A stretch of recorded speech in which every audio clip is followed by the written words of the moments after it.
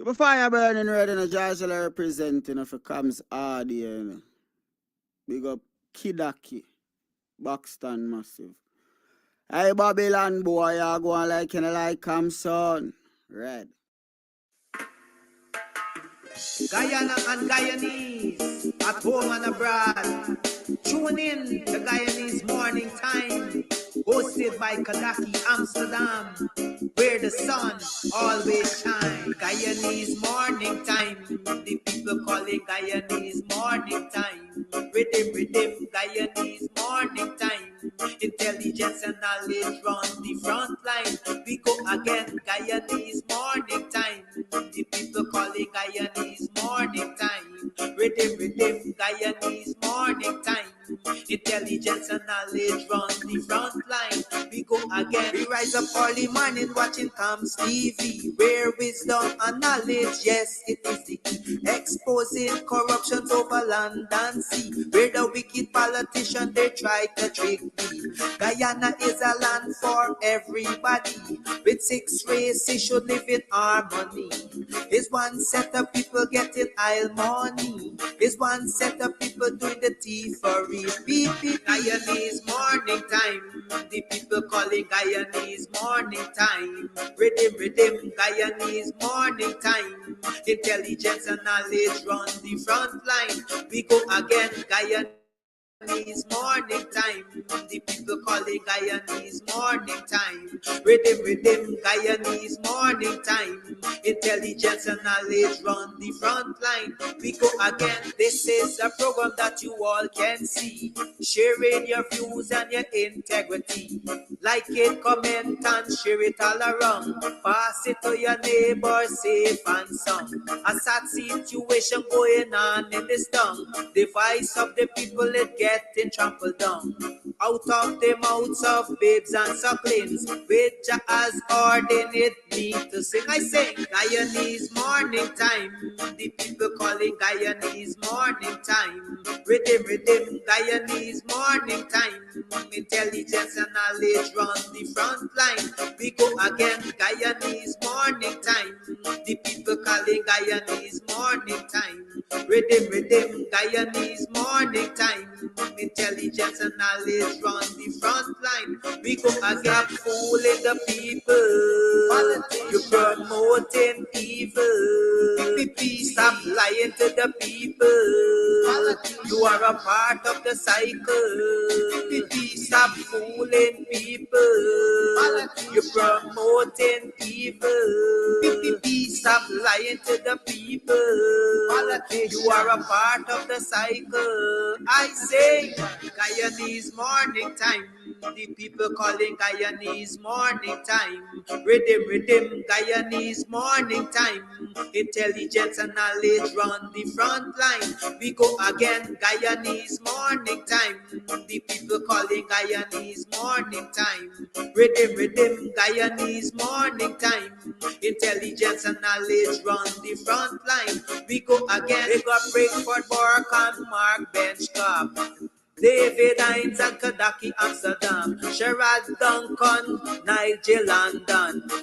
Normal Brown and Gavin Matthews. Big up Paslow Port People Governor.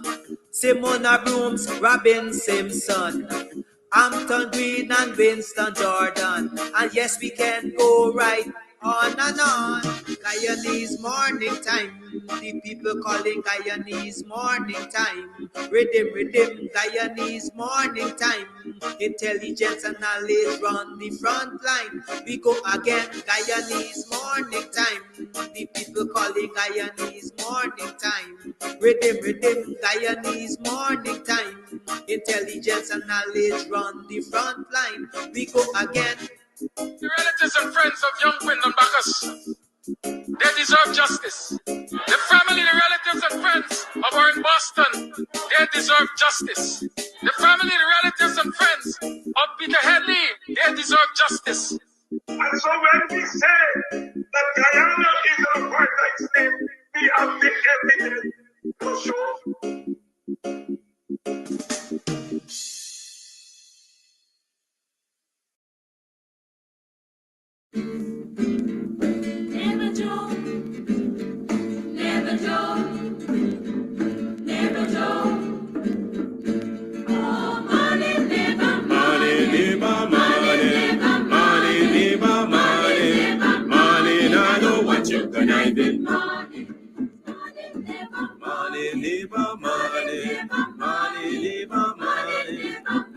You can keep your conniving money.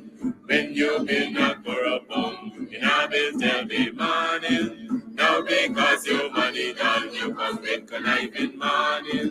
When you had your pocket full, in a bill tell me money. Now because your money done, you hustle to tell me money. Yes, money, neighbor. Money, neighbor, money. Money, neighbor, money. Money, now don't want you conniving money. Neighbor, neighbor, joker. Neighbor, neighbor, joker. Neighbor, neighbor, joker. That's all the money that me walk. A 2 pound note and a guild of this. A 2 pound note and a guild of this. A 2 pound note and a guild of this. This is all the money that me walk. Money, neighbor, money. Money, neighbor, money. Money, I know what you can I make money. Oh, Joseph.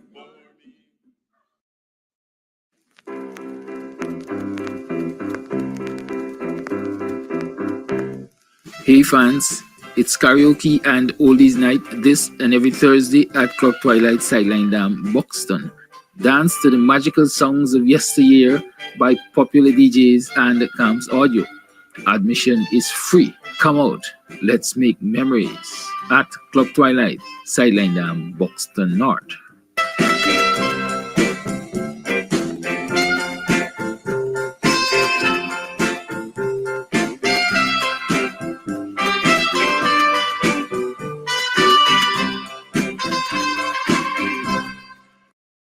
You can get meat anywhere, but for the best cuts of chicken, beef, pork, mutton, and lots more, check out T&W Harris Butcher Shop located in the East Rheinveld Market Meat section.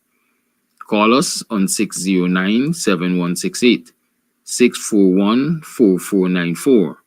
Ask for Rastaman.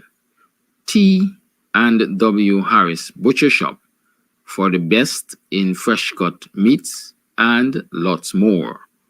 Comes out your son. You burn this wine when I want you shine. The tree of life, them I want you climb, cause them heart no kind.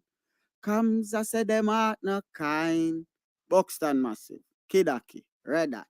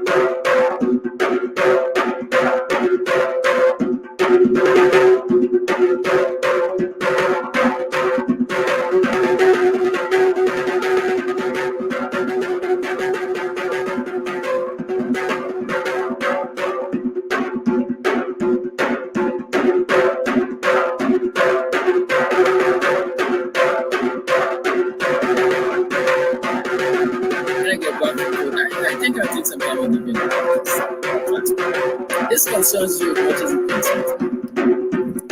Morning, I morning, morning, neighbor, morning, morning, neighbor, morning, morning, neighbor, morning, morning. I welcome to another program of Guyanese Morning Time. It's 22 minutes to the 8 o'clock hour, and it's the 11th day of June in the year 2024. Welcome to Guyanese Morning Time. How have you been? How was your last night? How you spent yesterday? What went on? How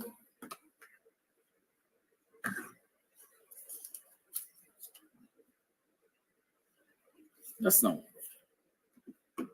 I'm getting a scent like something is burning, like when someone did have something on a fire. Can't be me. I don't like fire.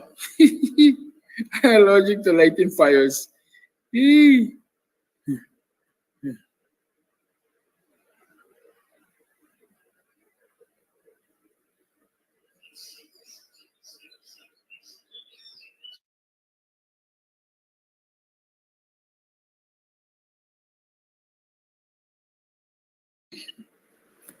Right. My neighbor them was cooking and they forget for monitor the fire. Anyhow, today's 11th day, right?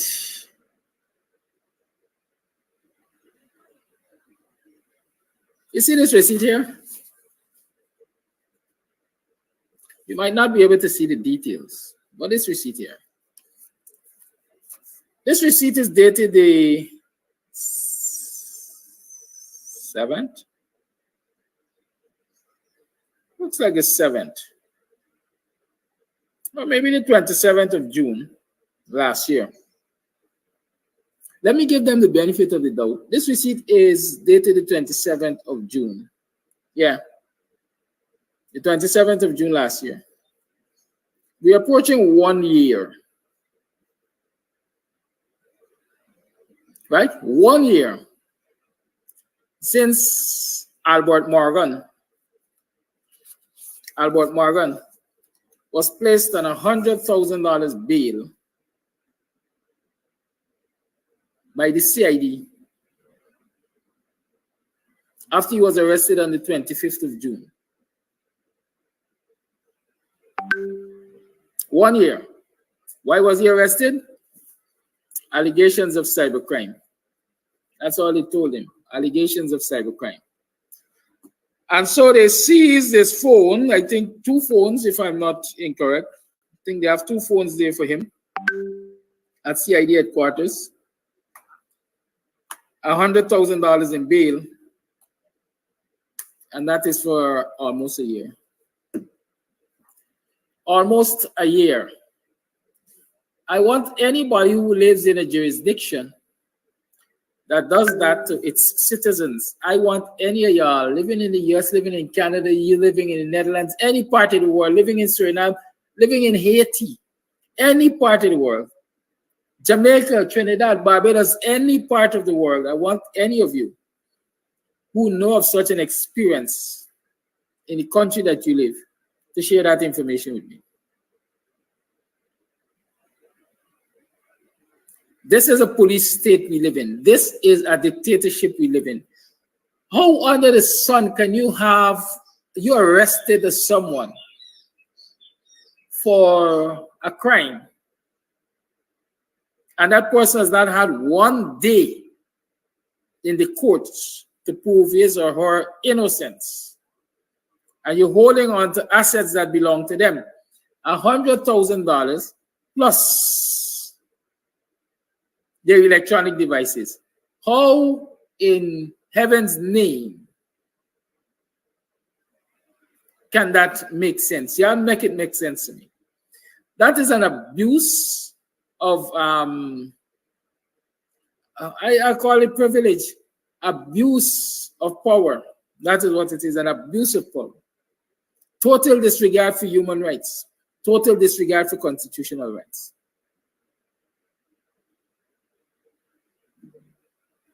That is what citizens are going through in this country. I am sure there are other instances where persons have been charged, have not seen the court for 1 day, but the police has them, just like they have Albert Morgan, reporting to a police station weekly.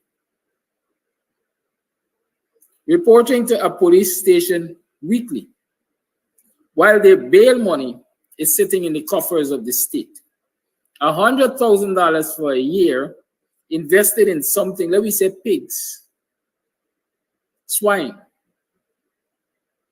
ducks, small ruminants, sheep and goats.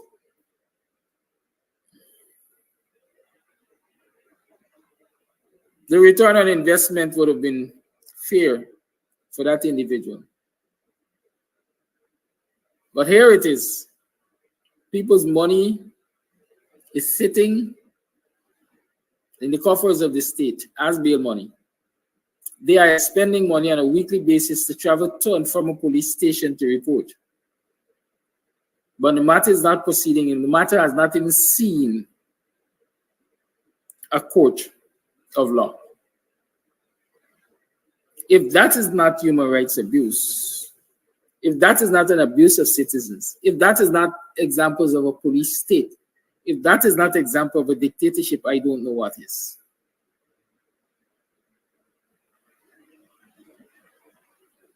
That is the country in which we live. Of course, I can go on, and I can give you several other examples of the abuse being meted out to citizens by this state.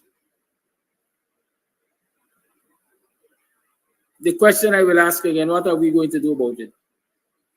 I'm sure you all see it as an Albert Morgan problem. It's not an Albert Morgan problem. It is not the other citizens who are facing the same kind of witch hunt and discrimination and oppression problem. It is a country's problem. Because today for me, tomorrow for you. But it seems as though all of us want to sit back and wait for a single person to right the wrongs of this society. A single person to right the wrongs of this society. It can't happen. It will never happen. Excuse me, I see Nathan say he would put the blame on his attorneys. Attorneys work for a fee, Nathan. Attorneys work for a fee. So the citizen have to expend money to get back his or her asset which the state seized or the state collected purportedly as evidence in some case that they can't prove.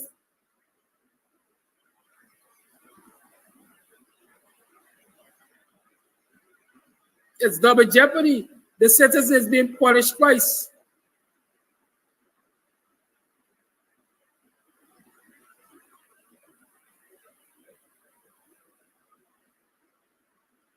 I'll tell you, when that same gentleman or a relative of that gentleman contacted an attorney when he was arrested, he was told $1 million. Didn't take the case. $1 million to take the case.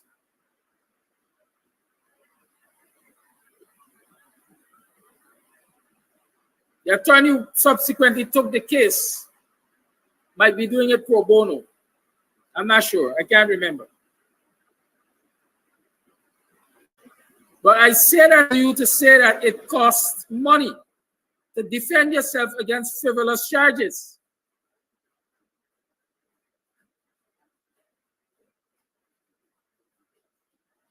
But a lot of people sit back and say, fight them, take them to court, do this, do that, without even understanding in some instances. And I ain't cussing you out of teaching. Without even understanding in some instances what it takes to take the kind of action that people are suggesting. Sometimes I come here and I get aggravated because you know what? A lot of people utter a lot of things, I would say, without even thinking. Like this morning, I saw somebody say, a replay and a replay, or replay upon a replay or something.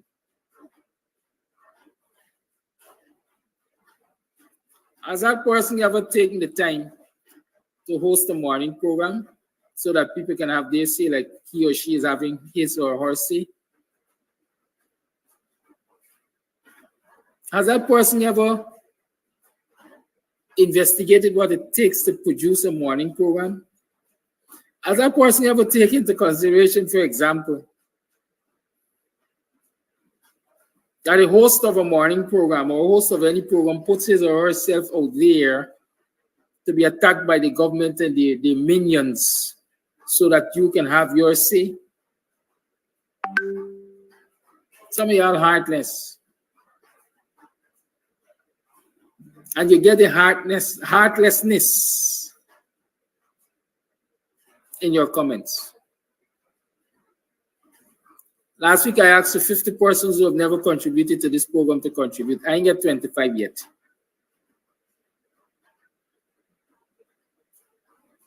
But that doesn't stop me from allowing you the freedom to comment, the freedom to view the program, the freedom to be informed, and even the freedom to insult me. There's a reason why there's a replay on a replay. Yesterday was Monday. Yesterday, I replayed Friday's program, and I added half hour of live discussion to it. I did say I will continue those discussions this morning. Where then do you want me to start? You want fresh content? You want new content? Go to the Cash App. Put $10 for start. Do you know that this morning for me to start the program, I had to run the generator because it was blackout? You don't know that. Ordinarily, I would not have said that to you. But some of y'all just want me to go down there.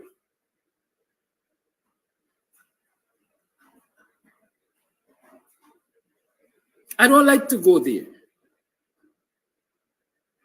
As old people say, put your brain in gear before your mouth in action. Sometimes you have to think, put yourself in the other person's position. And see how it will feel. Right now, I'm viewing more than 1,000 persons are viewing this program.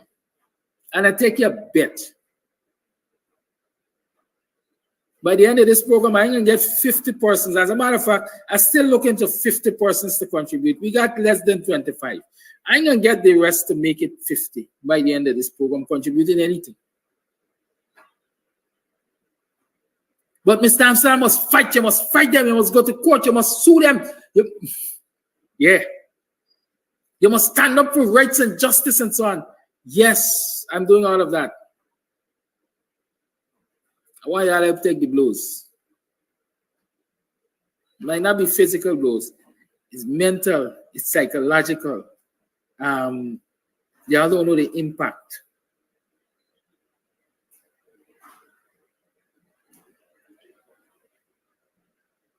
But you sit in your glass houses and your pearl stones. Don't do it, man.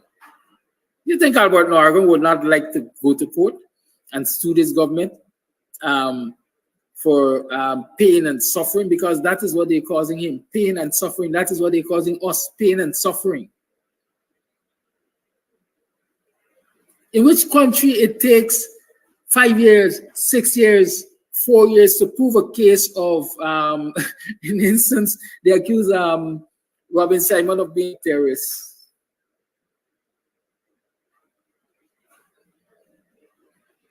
Princess Marcus, the cash app is $KAMSTV.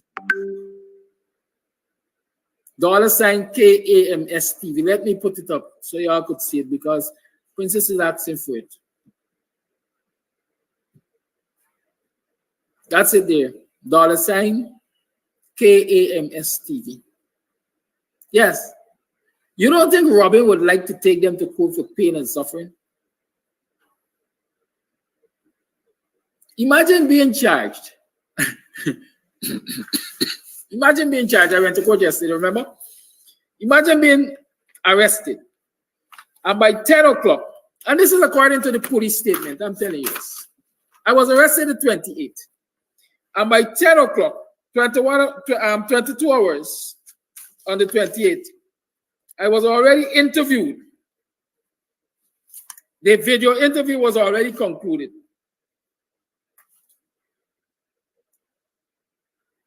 And I was taken to court more than 48 hours after. Right? I'm sure in the jurisdiction where many of you live, by the time they arrest you, they carry you to court because they don't get all the details on which you're charged and all of that. In Guyana, I was arrested, told of a crime, cybercrime. That's what they call it, cybercrime. Taken to CID. Had 2 allegations put to me.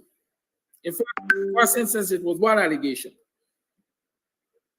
And when it appeared as though they weren't getting anywhere with that allegation, they came with another allegation.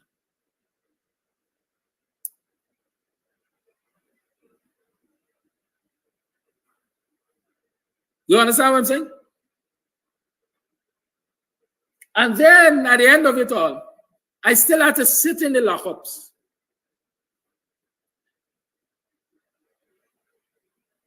I still had to be detained for about 48 or more, or 60-something hours.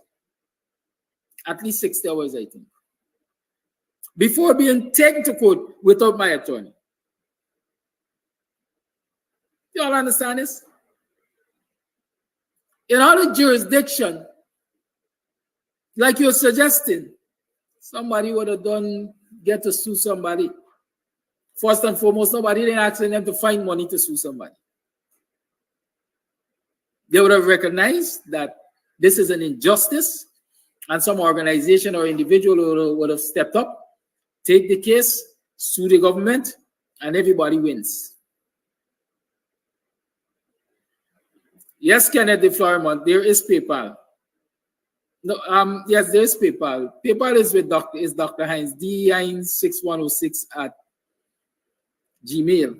I'll have to get that accurate for you. Excuse me. Yes, but there's Zelle, which you can use if you care to. Right. So I'm saying these things to you to understand. It's not attacking nobody. Sometimes you just gotta give vent so people understand where you're coming from when you're coming. Good. It cannot be Mr. Amsterdam sitting here every morning, highlighting situations, teaching from the ground up. to effect change, it can't be Mr. Amsterdam alone. It can't be David Hines alone in the evening. It can't be Mark Benchcap alone in the evening. It can't be Sherry Duncan alone in the evening. I always argue that education is supposed to bring about changes in behavior. It has to be others.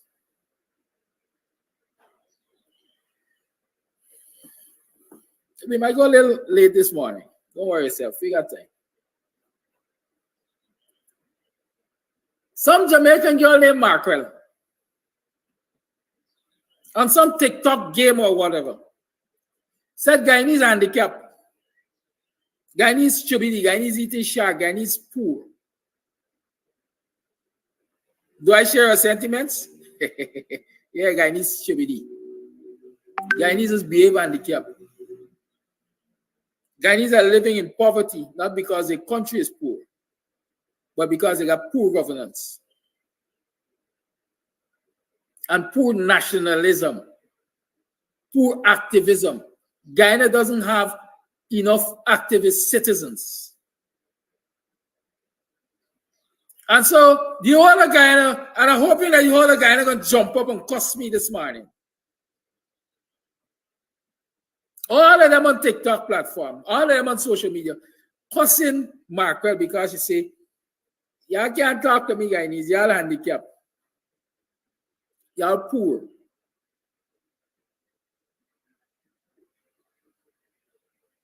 Y'all stupid. Everybody jump up on the cussing.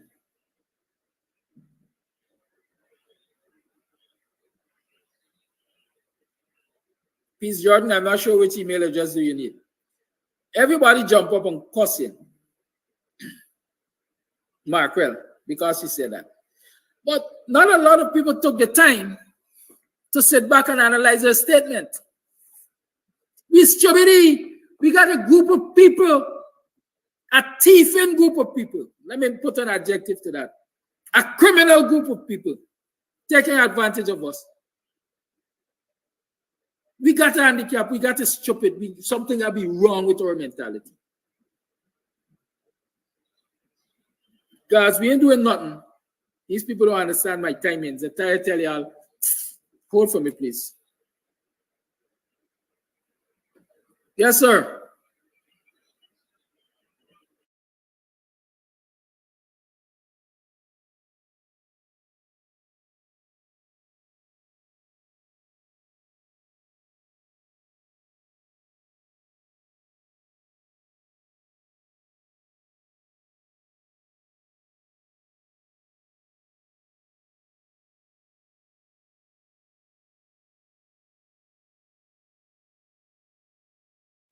Yeah, sorry about that.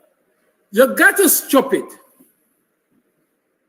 If you got more than them in numbers and you're allowing them to bully you, you got to stop it. You got a handicap in some way or other.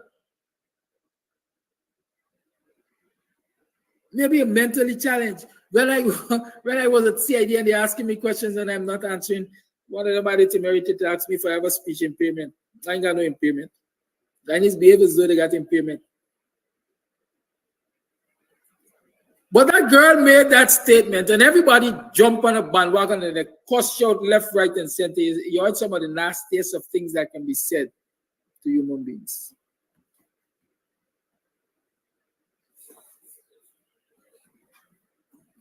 Right? Yeah. Some of the nastiest of things that can be said to human beings. But the people who brought us to the place, or the people who have us in the place where we got to take such insults from a Jamaican, we ain't doing nothing but them. We're not doing anything about them.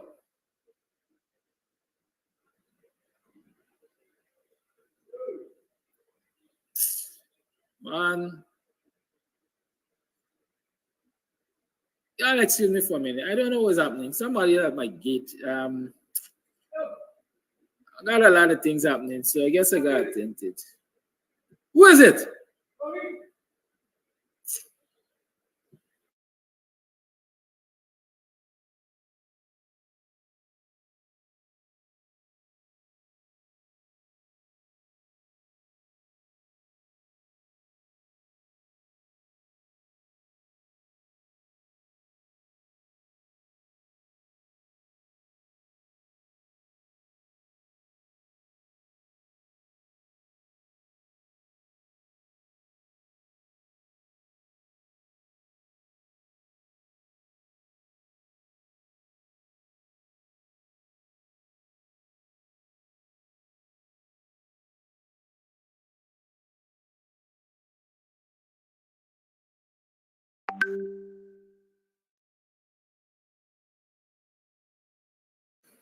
Yeah, sorry. It's life. It's life. Sometimes life just life. It's just got life. Aggravation. No, it's not police. If it was police, I would tell you. The police complained that I keep them at the gate for more than 10 minutes, or approximately 10 minutes. Right? So John C. Paul is saying she said Guyanese got Down syndrome. I don't, you know. But in my mind, I take in the side of Markwell. Y'all gonna tell me I want patriotic, but I take in the side of Markwell. Because that is how we behave. Excuse me. That's how we behave.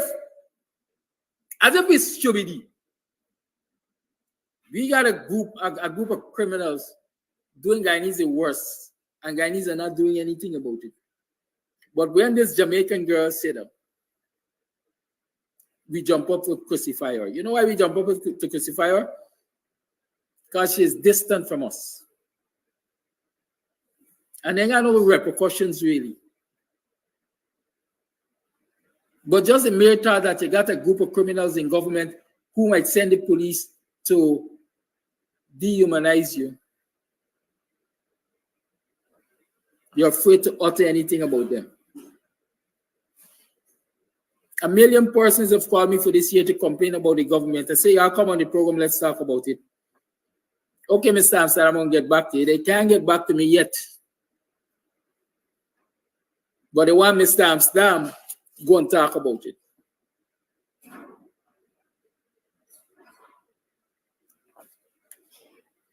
It's the task I've taken on. I've taken on the task of representing the people and the people's interests, yes. Where the back ends? Where the back ends? I said, for example, let me go down Regent Street and take a walk and window shop. I see 10 people indicate to me, Mr. Amsterdam, we're ready for window shop. When we going to plan this thing? I ain't see nobody said it yet. A lot of people going to tell, Mr. Amsterdam, we don't live in Guyana. Y'all got relatives in Guyana? Are you able to convince them that this is the right thing to do?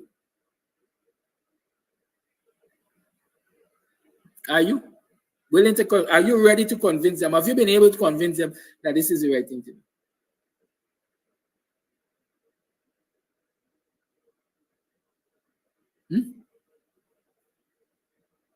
I'm asking you all this.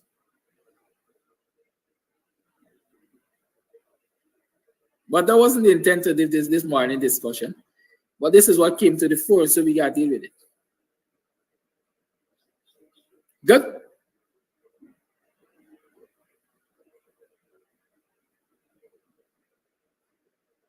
I have the statements. Yesterday I went to court.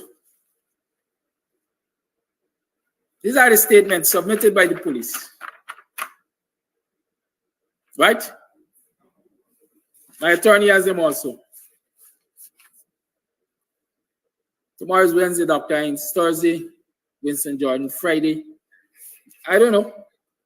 But at some point in time, we'll talk about these statements. But I'm saying from these statements, I could say to you beyond the shadow of a doubt that the police said by 10 o'clock on the night of the 28th, they had completed their video interview. And you see when I went to court.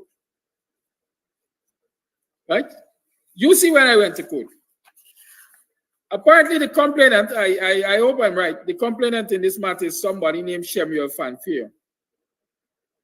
Shemuel Fanfare is the head of the media monitoring unit at ERC. Shemuel Fanfare is the head of the media monitoring unit at the ERC. And in a statement, he details the role of the ERC. And I can't deal with it now because, hey, we got to get an extended program to deal with the role of the ERC and the role of Shemuel Fanfare, because all of the roles listed here, the only place I see them materializing is when it comes to African Guyanese. Is when it comes to African Guyanese.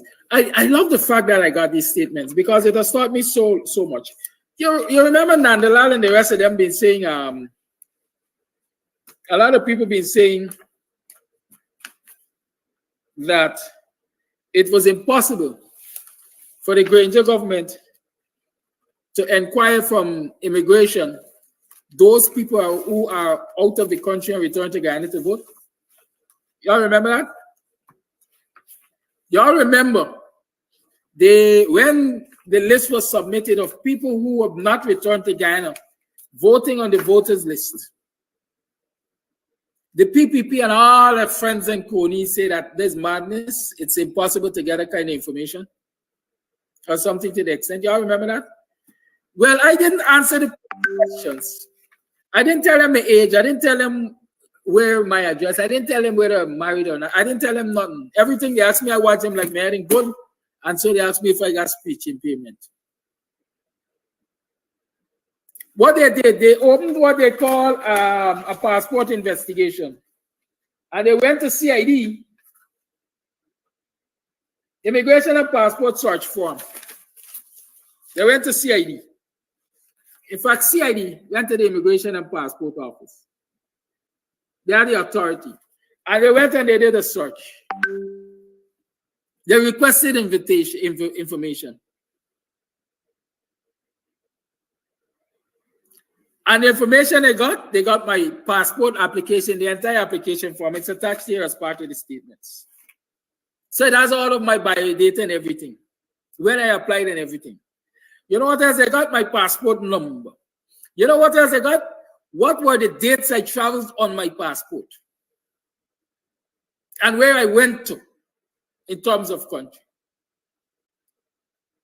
So it shows that the system works, where you can monitor the movement of somebody through the immigration system, the border management system, I think they call it. But here it is, they were telling you what? The coalition couldn't get that kind of information because the system doesn't work and stuff, and the system is inefficient and so on and so forth. But from the time of my arrest on the 28th, to when these statements were submitted,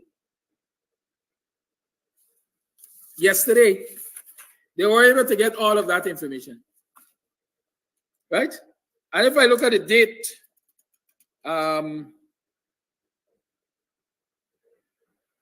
when this was submitted, when this was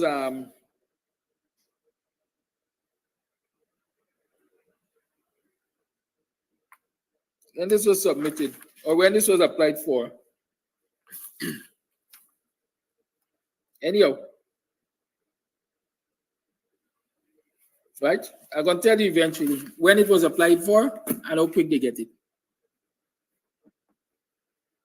So I'm really happy for these statements because they have proven a lot of things that we've been saying and they're denying. And we know to be true. That is why Guyanese morning time is here. And that is why it will always be a problem for the government. That is why they will always try to shut me up. But I'm not giving up the fight, am I? Excuse me.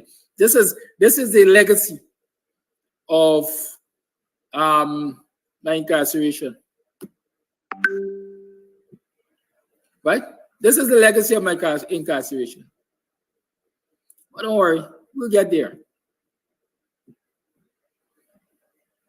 Good. I say these things to you so you understand. I say these things to you so you understand. That is what Guyanese morning time is about: education for activism. And so I know you're educated. I know you get information. I know you get the facts. I'm waiting for the action. I know Nelson Mandela. I know Luther King. I know Malcolm X. I'm Kidaki Amsterdam from Boxon back then. But I think over time I've shown and I've proven to you, and I'm willing to fight for you. The question is, are you willing to fight for me? Or better yet, are you willing to fight with me? Because it's only when we fight together we will change the status quo, you know. You see how they shut up Markel? I think Markel shut up. I don't think Markel's saying anything about Guyana anymore. Because all of them on TikTok, they gang up and they double bank, as we like to say, and they beat down Markel. Why can't we do it to this government? Why we can't gang up and fight back double bank this government and get them to change their ways? Huh? It's because we have the energy for quote unquote foolishness, TikTok games, but things that are affecting us real life. We ain't got the energy for. We ain't got the energy. We're supposed to keep the same energy to deal with real life situations. Like for example,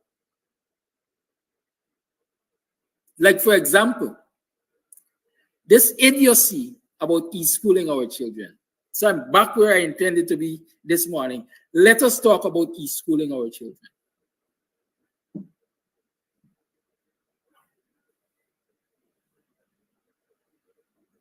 The replay outlines some of the issues with e-schooling.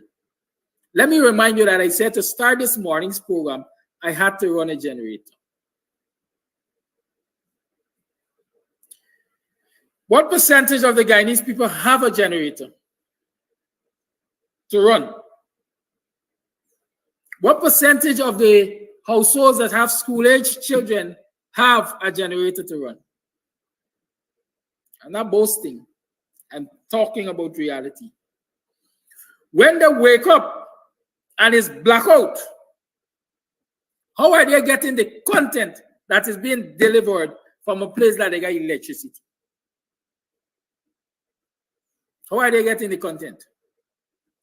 How are they getting the explanations? How are they getting to interact virtually when there is blackout where they are? But there's electricity where the content is being delivered from. Y'all start. Y'all tell me that. Explain that for me. Make it make sense. The other day, Ghana had an internet interruption. Are you aware of that?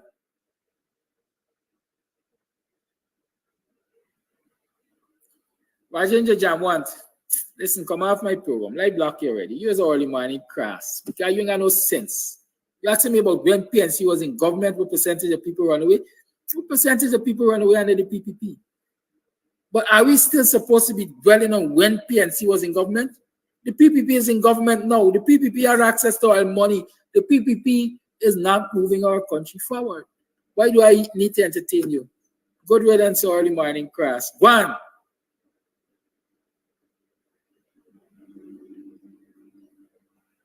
Right? Ghana had internet interruption the other day.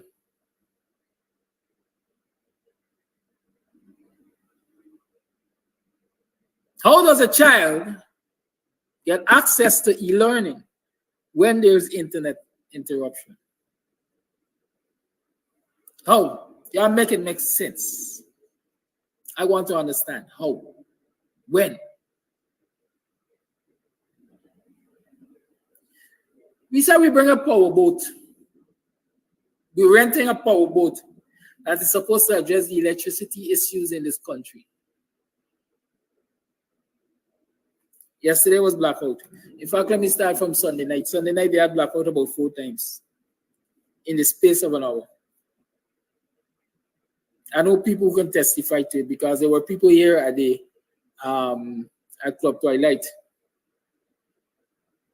When the lights went, came back, and so on and so forth. How does a child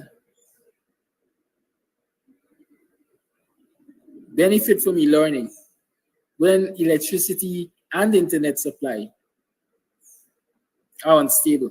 They're uncertain, quite frankly. Has anybody done an investigation to find out what is the density of internet use in this country? How many households they got in this country versus how many households have access to internet on a regular basis? I ain't talking about who could buy a data plan for 2 days and who could buy a data plan for 3 days. Because if you're talking about e-learning, internet has to be there on demand. There always has to be internet because the child has to communicate virtually, interact virtually, research virtually. What is the internet density?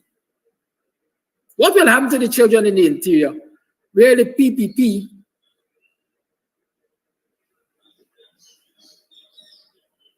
did not make adequate investment while they were in government to provide internet service to the interior regions. I remember when the coalition was in office, they were establishing, I can't remember if we call them hubs or substations, but they were doing a number of internet stations around the interior region so that those communities can have internet access and so that they can be integrated into the national development in real time. I would like somebody to tell me what is the state of that under the PPP. I'd like to know that. And so when we're talking about e-learning, is it only for the coastal communities? What happens to those people in the interior? Or far-flung communities, let me call them that.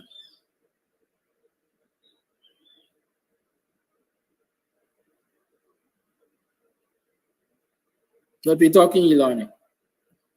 So beneficial will e-learning be to our children? Now, governments are expected to create situations where employment opportunities are increased, not decreased. Government should be fostering the creation and promotion of employment opportunities, not decreasing them. And so when you have a government that is telling, hey, we are going to go to e-learning, forget this physical school thing. Instead of expanding the job economy, they're compressing it. And so more people are going to be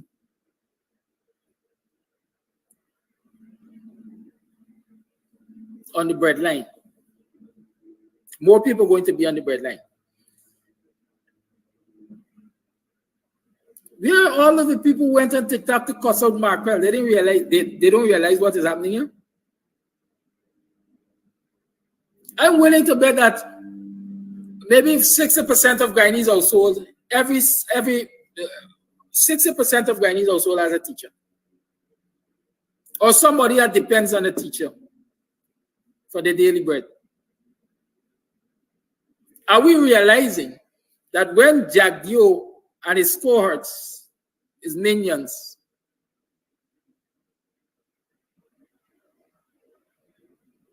decide that they are going to do his schooling,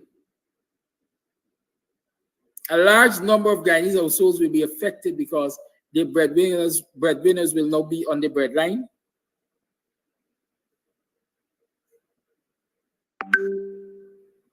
So, are we not stupid? Are we not dumb? Are we not, wherever the guy said, for not reacting to this and doing something about it? Instead of cussing out Marker, why can't we bring the same energy and deal with the government on this issue?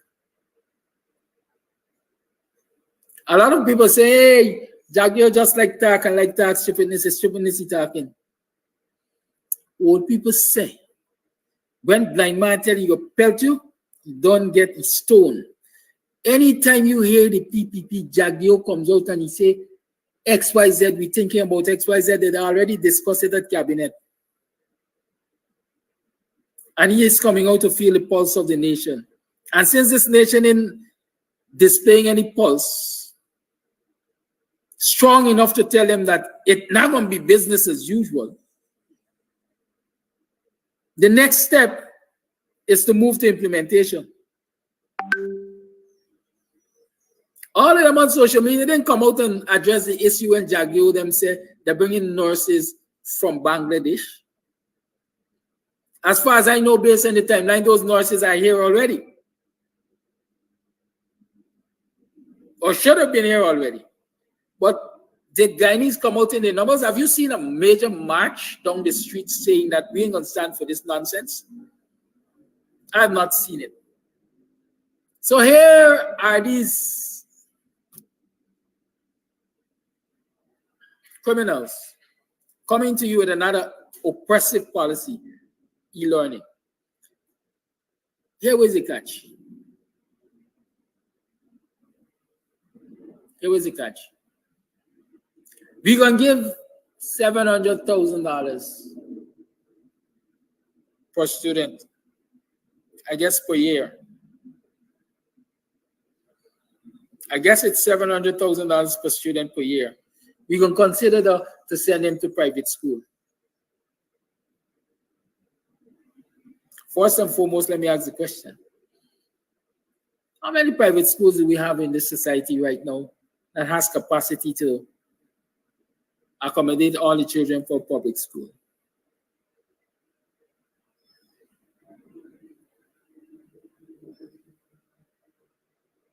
Robin Robbins, I like when you are bright like me. Excuse me. E-learning still need teachers. Robin says he or she teaches online. Do you know how many courses you teach online, Robin? I'm sure one e-teacher can teach 40, 50, 60, 70, 100 students online. I'm sure about that. And if you can teach multiple classes online, then multiple teachers can find themselves without a job. It's like replacing mankind with robots in factories. For every robot installed, maybe 20 persons get put on the breadline. That's all I'm saying. So private school and capacity, I don't know that, number one, they have enough private schools here to take up all the public school students, number one. Number two, I don't know that giving the parents $700,000 will guarantee that the child will be educated, because many parents have alternate use for $700,000. If $700,000 is given a year, I would say it's approximately $200,000 a term. I do not know that $200,000 a term can adequately educate the child in a private school situation. Who's providing the textbooks?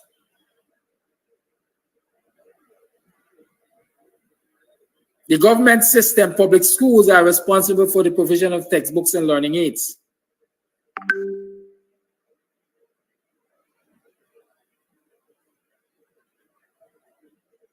And so by shunning their responsibility, that's what they're doing, shirking their responsibilities. He said, we're going to give you $700,000. $700,000 for poverty-stricken family represents money that can fix a roof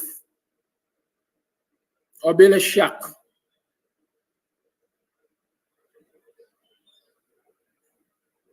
And that is exactly what they're likely to take $700,000 to do.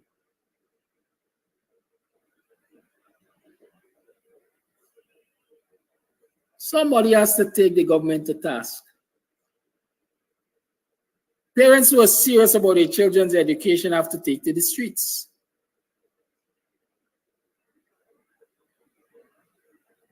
Parents who are serious about their children's education have to send emails to Pierre Manichan and tell her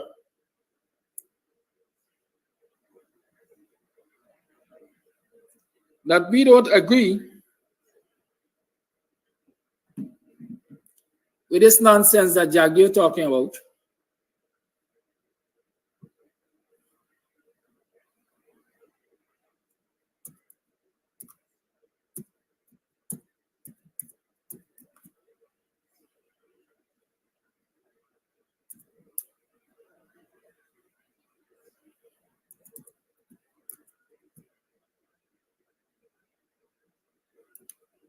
Now bear with me, it's information I'm preparing for you.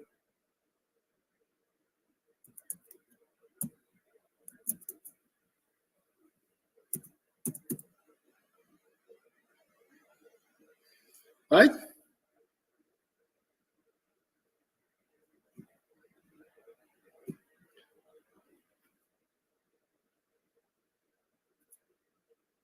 Send email to this email address. It's across the street there, the screen there. Priya.manikchand@moe.gov.gy. I'll send some email to Priya.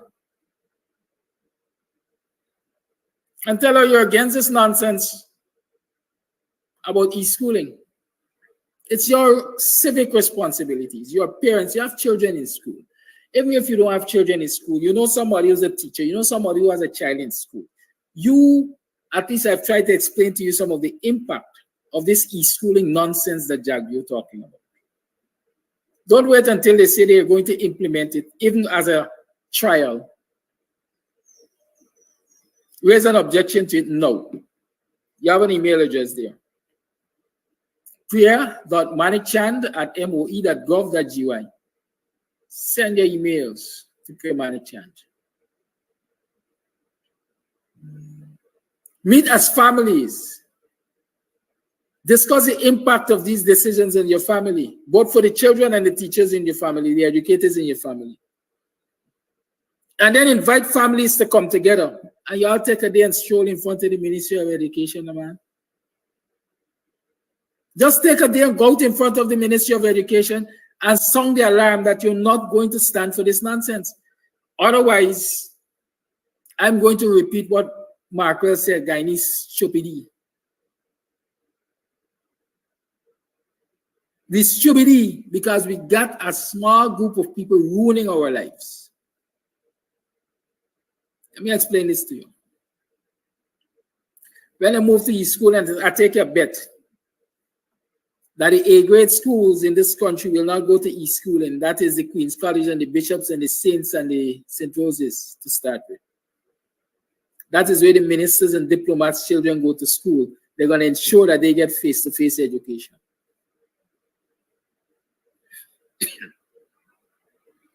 It's poor people children that they're going to tell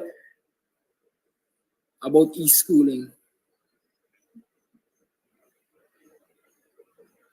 And so again, I'm showing you a system that is being set up. Some call it caste, some call it class, but a system is being set up where the children of the rich and powerful will get the best education. And those who are poor will remain poor because the chances of using education as a tool for upward mobility is being taken away from them. So, you know, in every poor family, you got one of them who might always stand up, who decide, hey, I'm going to take book by book is me salvation. I can take book and I can go through it. And I know my parents going to make the sacrifice and I can get the education and I can get a good job and I can try to pull my parents first and foremost out of poverty, and we're going to pull one another out of poverty and so on. And maybe in another 2-3 generations, we can start doing better than we're doing right now. The PPP is ensuring they take that away. Even that little hope that you have in education, they're taking away from you. And so if you don't want to be left as the slaves of this society, you don't want to be left as the panhandlers of this society, you have best get up and get. The lines are open. 6225933 is the number to call. You are tuned to the Guyanese Morning Time. I am your host, Kidaki Amsterdam. The lines are open. I'm still waiting to reach that number of 50 for the Cash App. Some people are asking for the Zelle information. You will get that soon. By now, I think you've soaked up the Cash App. It's $CAMS-TV. So I'll give you the Zelle just now. But the lines are opened. 6225933 is the number to call. Let me see what voice notes we have.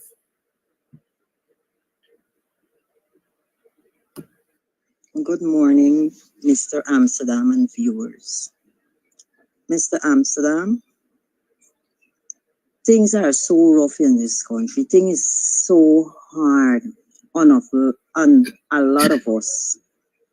Sometimes you go to the market and you stand up in front of the stand, and when you start hear the prices and you look at the money where you got in your hand, can't really carry home nothing. It's so frustrating. Sometimes you can stand up in front of the stand, you don't have no money. It's trust to go for trust, but you don't know how to open your mouth to tell the vendor that is come, you come for trust. And if you would go to the market, you would hear a lot of the vendors are saying the amount of money they get outside, they can't buy stuff or come back and sell again because they man got the money for turnover.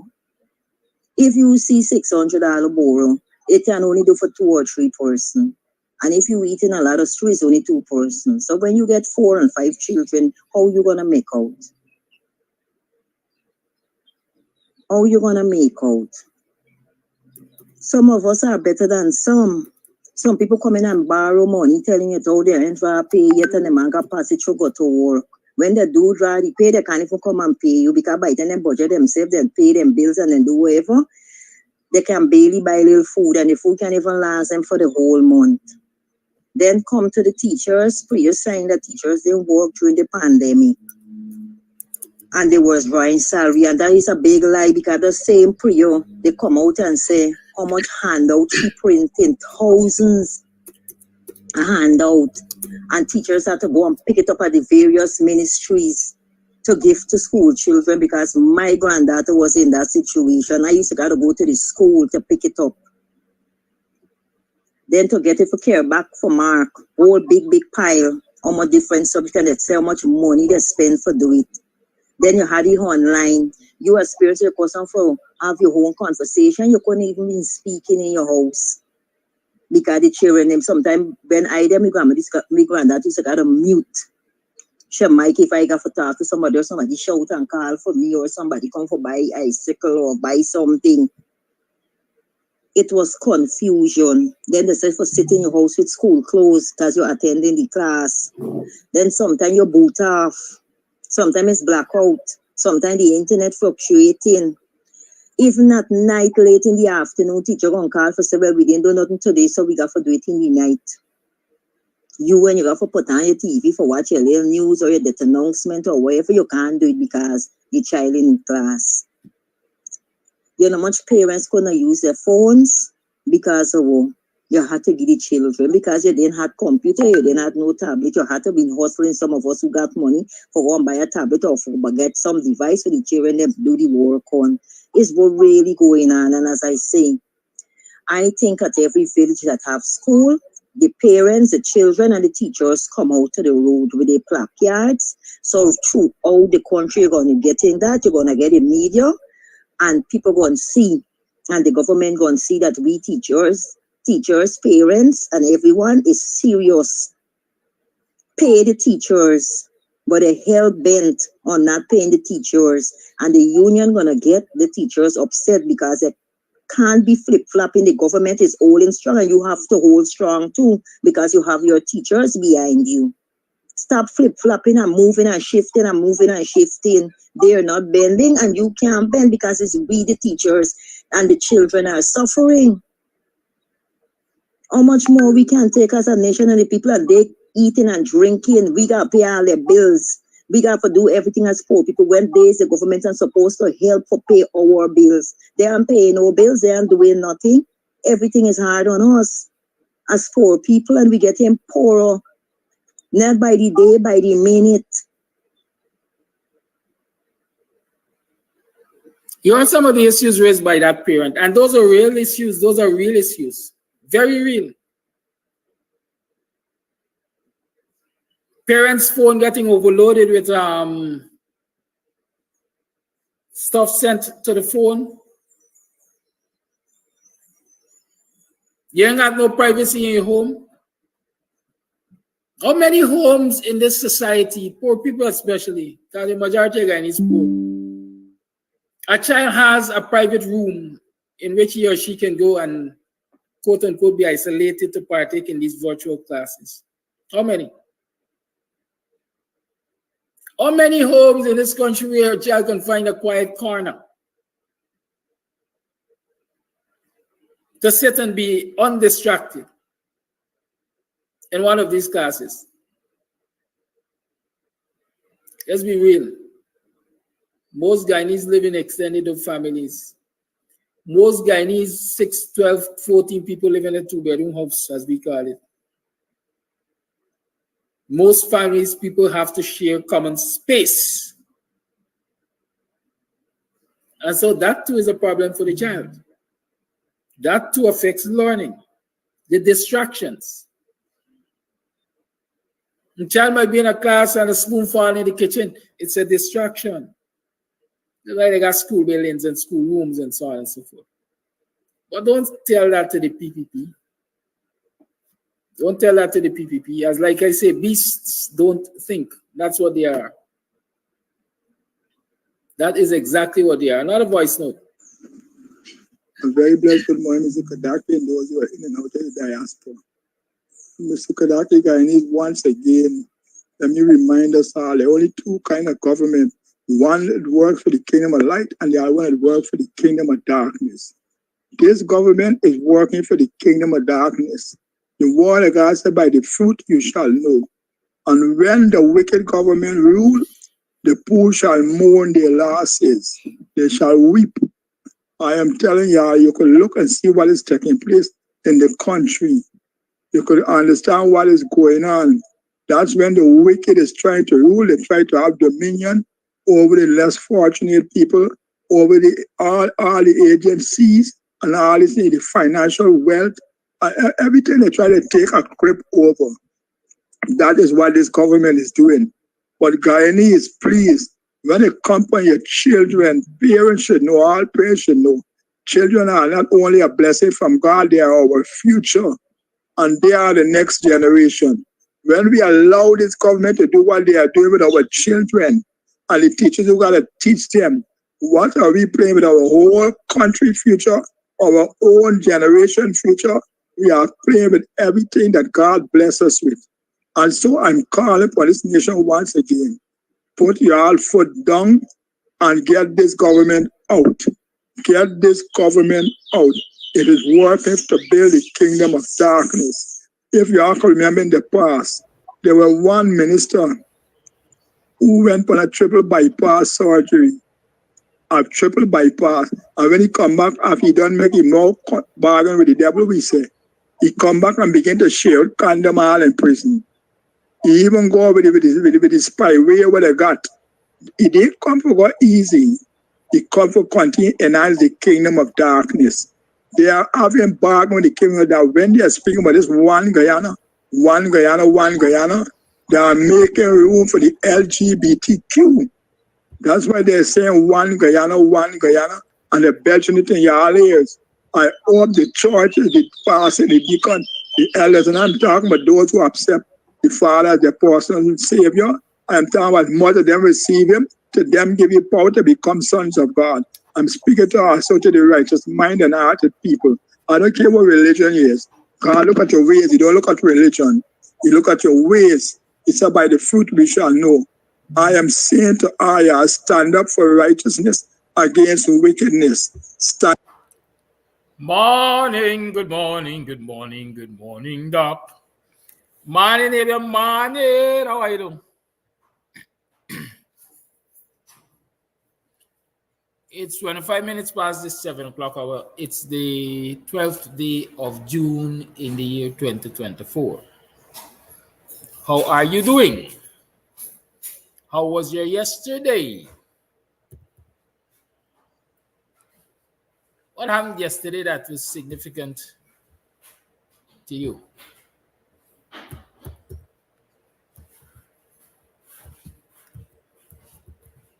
Talk to me.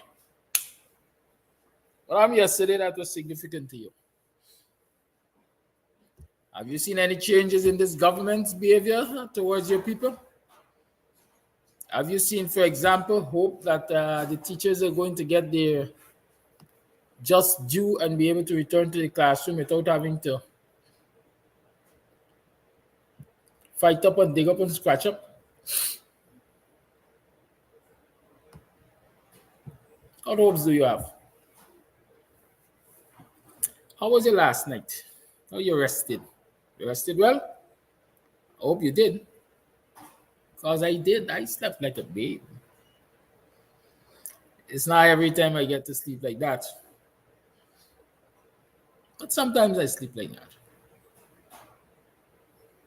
So what going on? You talk to me. We got a lot of things to talk about. Today is Wednesday. Dr. Hines should be on the program. I haven't seen him as yet. And so maybe I can assume he's not coming today. I don't know why. You know, some people like sleep late when it rains. I'm not sure why I haven't seen Dr. Hines. But as usual, we always got Congo, sir. Right? We always got things to talk about. And so we're going to talk about things, lots of things. I know y'all want to hear about them Mohammed story. I know y'all want to talk about Mohammed. I know y'all want to talk about May in June. But what is there to talk about it?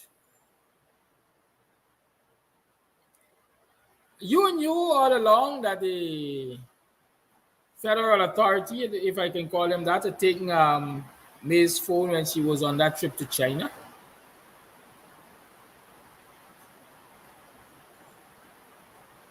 You knew that. We also knew that once the U.S. federal authority take your phone, something inside, or they might find something inside.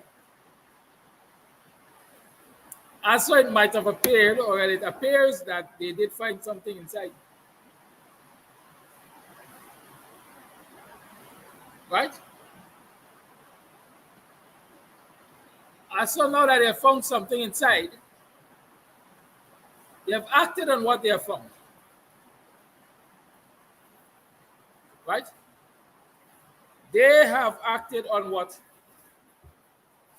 they have found.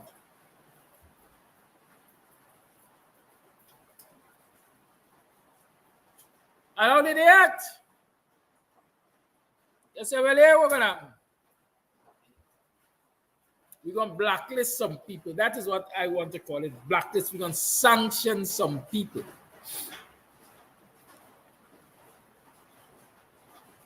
And so, Nazar, I think is his name, Nazar Mohammed has been sanctioned. And, well, let me call him out by the name you know popularly. Shell Mohammed has been sanctioned. Azruddin Mohammed has been sanctioned. And May Thomas has been sanctioned so far.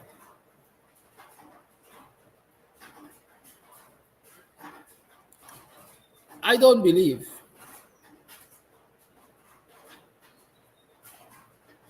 that's the end of the list.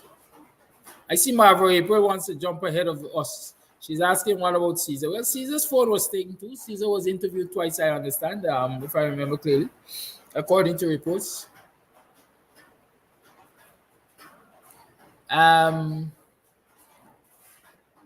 So we have to await for the information from the US, the people who sanction them.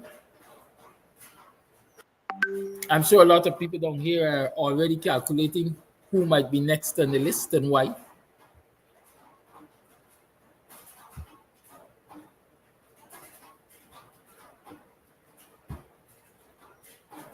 Good.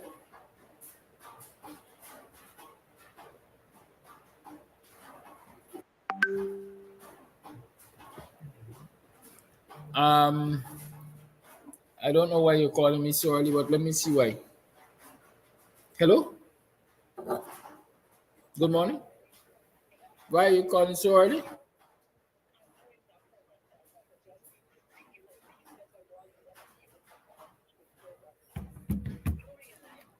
Yes.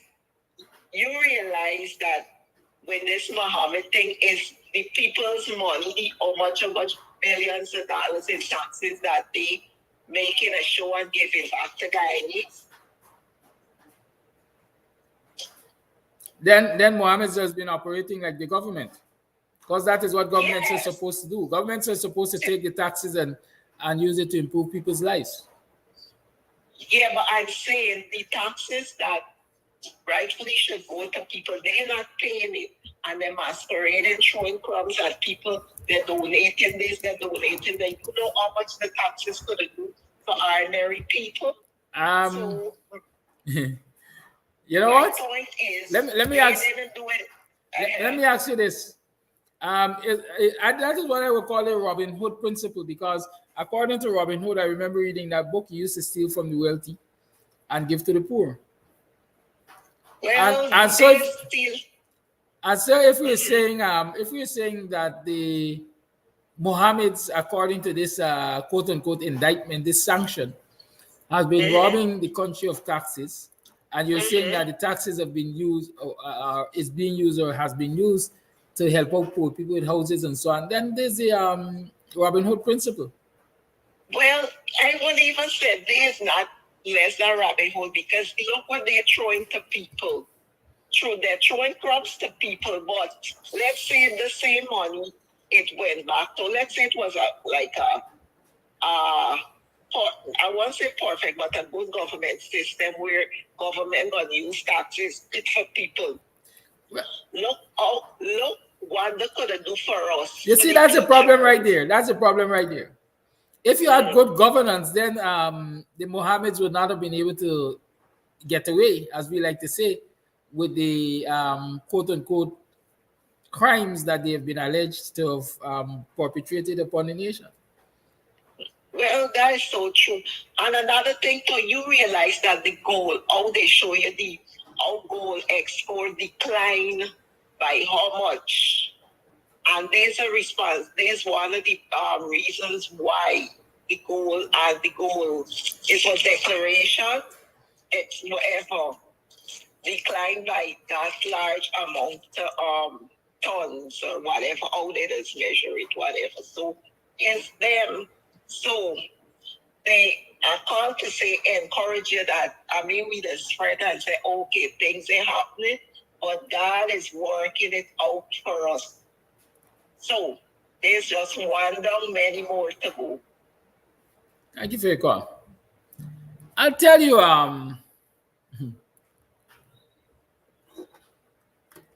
the US, they do thorough investigations normally. At least we have come to believe that the US does thorough investigation. And so when they pronounce on Mohammed's and gold smuggling and evasion of taxes and so on, one is likely to believe that it's accurate. But I'm going to sit here and I will tell you, I don't believe the Mohammeds are the only, the Mohammeds represent the only group or institution or organization, business that is guilty of smuggling gold. The 3 persons who were arrested over the weekend or last weekend there, with a whole set of gold around their neck, disguised as silver. Are they part of the Mohammed's enterprise? I don't know. Those of you in the know might be able to tell me. But from where I sit, I'm saying I don't think they are part of the Mohammed's enterprise. And so that's another indication that there are other people who are smuggling gold. Good. Lots of and let me say this. I have no fear of saying this. A lot of the illegal things which happen in this society are facilitated by people in government. They are facilitated by people in government. Like we see the US is accusing May Thomas of facilitating insider trading. I always talk about insider trading. We maybe we don't call it insider trading here, but I always talk about insider trading, where the people with the access to the information firsthand extract the information and give it, well, give is a loose word, sell it, trade it. The US said May Thomas was trading for cash and expensive gifts. But insider trading is where people who are in authority, people who are in the know, people who have access, take that information and they give it to people who are going to partake in the bidding process, for example, to have an unfair advantage. And so if you look around the society, it can't be May Thomas alone, I'll tell you that. In our NDCs, in our RDCs, NDCs, they were democratic councils, RDCs, regional democratic councils. I dare argue that even in the city council, in the town councils, and the municipal councils, In central government, every ministry, there are people who are willing to sell information to bidders and so on so that they can have an unfair advantage over the others. Do you believe that it is happenstance or pure luck that results in 99.9% Indo-Guyanese contractors winning bids for big money? And when I say big money, I'm talking about hundreds of millions of dollars, billions of dollars. You think it was by happenstance the Tepui groups, or Tepui group, whatever you call it, won that multi-million dollar, billion-dollar contract? Which to date, as far as I know, they have not been able to complete because they never in the first place had the experience or the technical know to complete it? No, it's insider trading. People provide the engineer's estimate to contractors or prospective contractors. They in turn adjust the amounts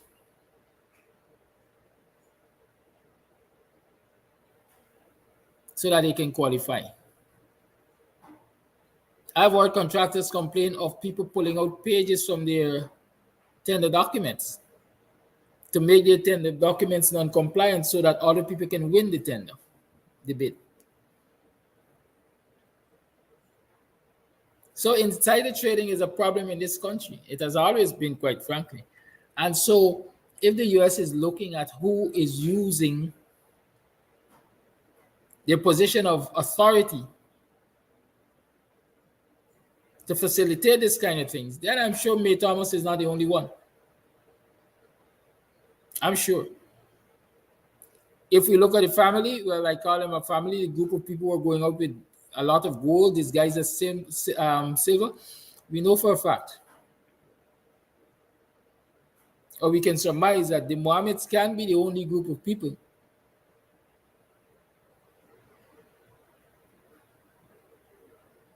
who are involved in tax evasion when it comes to the export of gold. I read a report years ago, or I saw a documentary where Guyanese gold was being shipped out of the country and it was being declared at the airport, the US airports, as scrap gold. And so the declared value for it,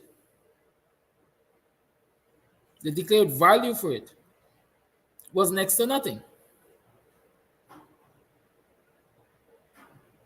Right?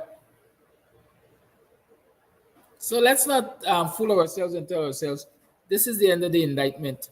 This is the end of the list. No. Can't be the end of the list. I'm looking forward to the others. But what is the significance of these declarations by the US? That is what we have to look at. What is the significance? A lot of people are saying, hey, elections are around the corner. The US is already showing who they don't want to run for elections. Right. In a democracy where the people are right thinking and not lazy, according to Markwell, or stupidity, according to Markwell,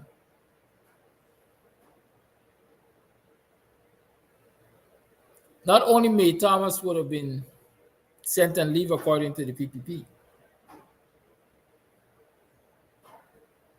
it's likely that she would have been dismissed, but most importantly, people would have turned their backs on the political party that she's associated with. And let me explain that.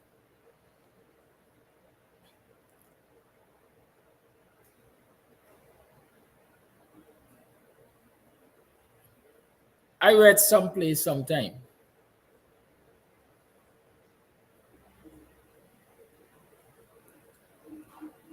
that this young lady was allegedly elected treasurer for the PPP. Now could correct me if I'm wrong, but did you read that somewhere sometime? Allegedly, May Thomas is the PPP's treasurer.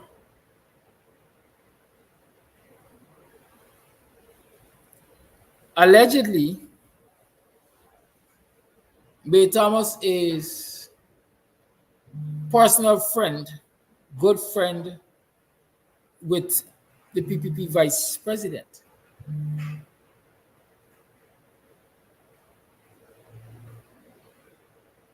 Allegedly, May Thomas is a trustee of the PPP. And so when the US accuses, quote unquote, a trustee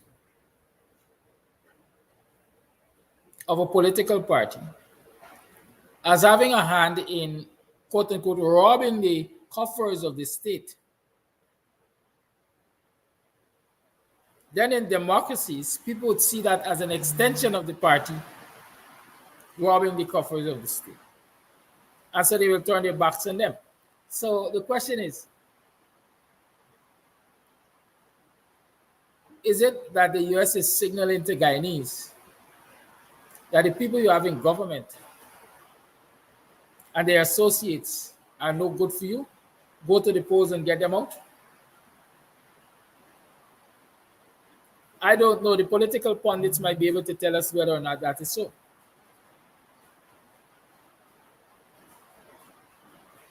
Good. But let me share for you an in-depth report on this whole Mohammed's May Thomas situation. Let me call it that. Right? Because I'm sure what you've seen in the press is a mere representation of extracts.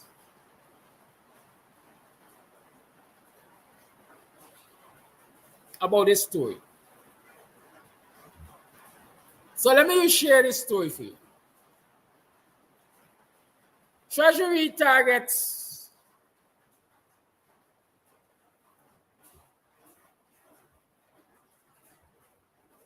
and this is from the US Department of the Treasury, right? From the US Department of the Treasury, it headlines, Treasury targets corruption network in Guyana. Note they call it a network. Right? They didn't say they target corrupt persons in Guyana. They said they target corruption network in Guyana. Washington today, the Department of the Treasury's Office of Foreign Assets Control, sanctioned members of one of Guyana's wealthiest families, Nazar Mohammed, and his son, Azruddin Mohammed. Their company, Mohammed's Enterprise, and a Guyanese government official, May Thomas, for their roles in public corruption in Guyana.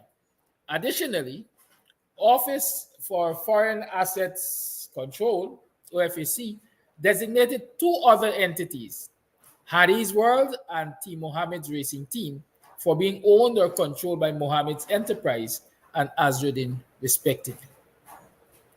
These individuals and entities are sanctioned pursuant to Executive Order 13818, which builds upon and implements the Global Magnitsky Human Rights Accountability Act and targets perpetrators of serious human rights abuse and corruption around the world. We can stick a pin there and ask or see where we're going. Right? The Treasury Department has used an act that targets abusers of human rights. Do we have them in the government of Guyana? Is the whole government of Guyana not abusive to the to the citizens and therefore guilty of being perpetrators of serious human rights abuse and corruption? Haven't we seen that? Don't we see that every day? And if we're seeing that, if we believe that we know what we're seeing, then I think we are sure in saying that this is not the end of the list. Can be the end of the list. Let's continue. Quote, today's action underscores our commitment to holding accountable those who seek to exploit Guyana's underdeveloped gold sector for personal gain. End quote, said Under Secretary of the Treasury for Terrorism, and Financial Intelligence, Brian E. Nelson. Quote, Treasury, in close coordination with our partners in U.S. law enforcement, will continue to take action to safeguard the U.S. financial system from abuse by corrupt actors. These actions were conducted in coordination with Homeland Security Investigations, New York Organized Crime, Drug Enforcement Task Force, Strike Force, Diplomatic Security Service, Customs and Border Protection, Office of Intelligence, New York Operations, and the FBI Miami Field Office, with assistance from HSI, Miami, CBP, Miami, and New York Field Offices, New York City Police Department, Intelligence Bureau, and the Drug Enforcement Administration. It would appear as though the evidence that the U.S. agencies have gathered were primarily gathered around the New York area. Based on the extent, if I look at the extent to which the New York offices have been involved, I'm just surmising. I'm not sure, right? Here they're discussing the Mohammed's abuse of Guyana's gold industry. That's the heading. Gold is one of Guyana's main exports, but it remains a highly fractured industry with small-scale gold mining operations in Guyana, occupying a majority share of the country's gold production. These small family-owned businesses have informal relationships with larger purchasers and traders like Mohammed's enterprise.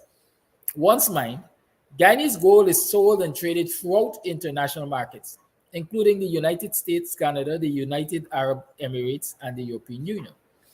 Nazar Mohammed founded Mohammed's enterprise in Guyana before expanding to the United States as a money changer and transitioned into gold trading, growing Mohammed's enterprise into one of Guyana's largest gold exporters.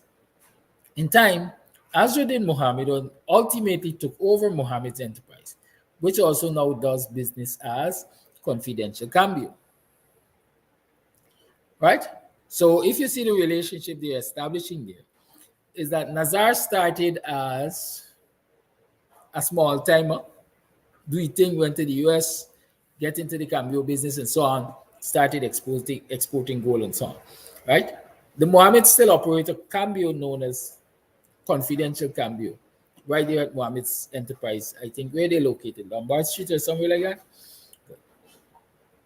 Azruddin and Mohammed's enterprise evaded Guyana's tax on gold exports and defrauded the Guyanese government of tax revenues by under-declaring the gold exports to Guyanese authorities.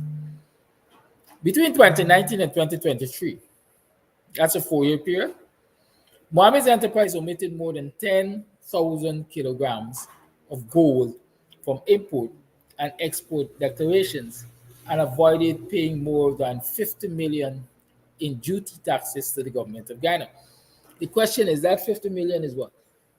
US or GT dollars? Right? US or GT dollars? I assume that it's GT dollars, it's US dollars, given the fact that this is a US agency writing this report. Right? How much is 10,000 kilograms of gold? 1 kg, if I remember, is 2.2 pounds. Right? So it's 2.2 multiplied by 10,000. Good? That's 22,000 pounds of gold. I hear the voice of Sanchez. 22,000 pounds of gold, based on my little math there. Right? And that evasion cost the country $50 million. And I'm assuming it's 50 million US dollars, because 22,000 pounds of gold can't be no 50 million Guyana dollars in taxes. Right? So $50 million in taxes to the government of Guyana. $50 million in taxes.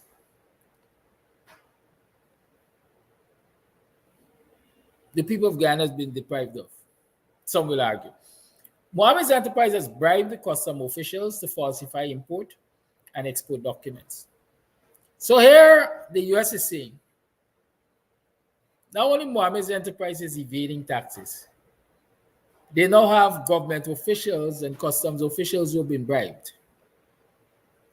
I bet you the US got a list of that too. So you see why it can't be just me, Thomas, and the two Mohammeds, right? Mohammed's enterprises bribe custom officials to falsify import and export documents as well as to facilitate illicit gold shipments. Mohammed's enterprise had paid bribes to Guyanese government officials to ensure the undisrupted flow of inbound and outbound personnel that move currency and other items on behalf of Azruddin and Mohammed's enterprise.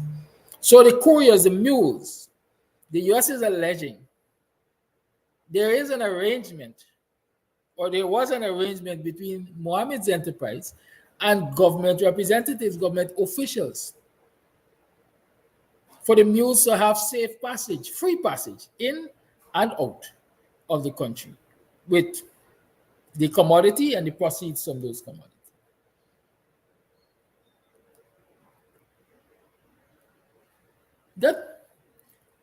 In addition, Azruddin is the principal and owner of Team Mohammed's racing team, a drag racing organization in Ghana.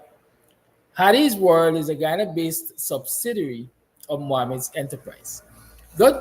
Well, you know me. I search, but I fast back. So I look for Harry's World, and I see it's Harry's World Incorporated. That is the name of the business.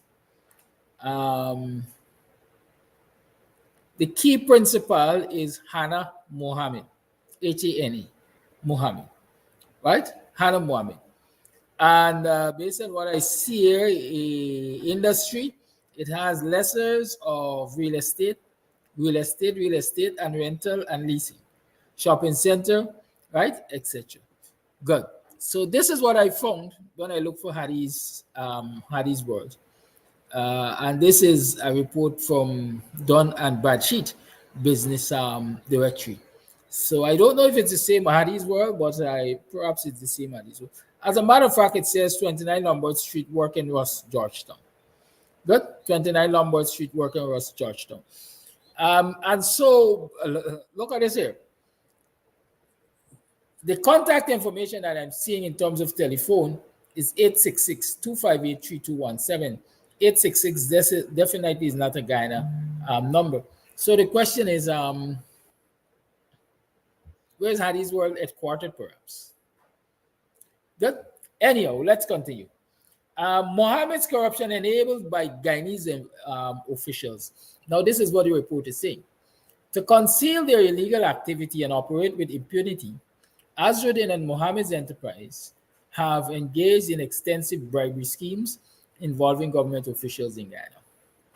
This includes providing direct and recurring bribery payments to Guyanese officials to ensure favorable treatment in criminal or civil matters that would otherwise suggest their involvement in illegal criminal activity. In return, corrupt officials give cash and gifts for incidents that are overlooked. Additionally, Mohammed's enterprise has paid bribes to corrupt Guyanese government officials to facilitate the award of Ghana contracts. Let's take a pin and examine this piece of reporting here. Do you remember ranks of the Ghana police force lining up in front of Mohammed's enterprise for the Christmas race? That is public knowledge. It was done under the eyes of cameras. It was done openly, blatantly. The Commissioner of Police, according to my understanding, the Commissioner of Police allegedly sanctioned it. It's okay, y'all go collect your Christmas race from Mohammed's enterprise. Do you remember there was an accident, I think, on Mandela Avenue, allegedly involving a female family member of the Mohammeds? My understanding is that matter never went to court. It was never settled to, perhaps. Do you remember Dion Bascom, Sergeant Dion Bascom, I think that's his name, that made some damning allegations about the paper shot murder As a matter of fact, he alleged that the crime chief was the recipient of a large sum of money from the Mohammeds to turn a blind eye to where the investigations were leading. For that, he was interdicted from duty. I don't even know if he's still a policeman, right? But all of these things were fought out in the public, so I'm sure you are aware of them. I'm simply reminding you of them and drawing a nexus between what we saw unfolding then and what the U.S. report is saying,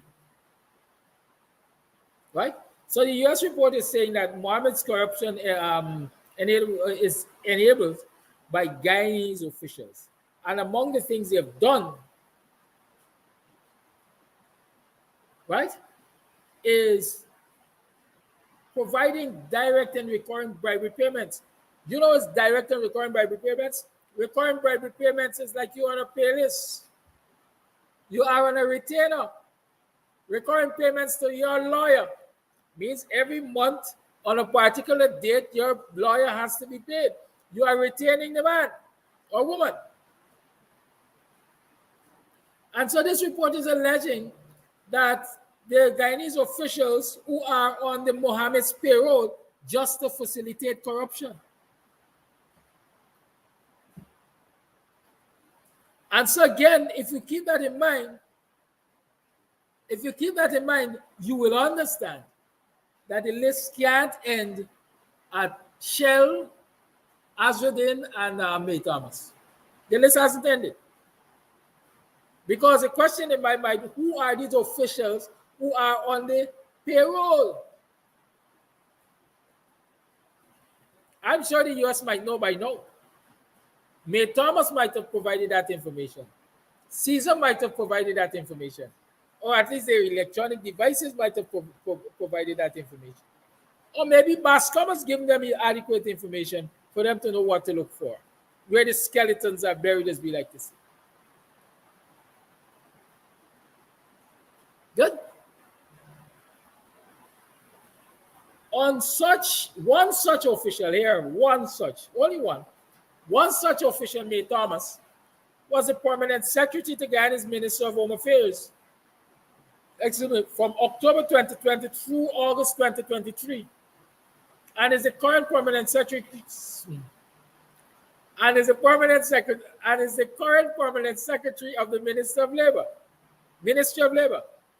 A corrupt permanent secretary could manipulate procurement processes to suit their preferred bidder by providing inside information at the early stages of evaluation.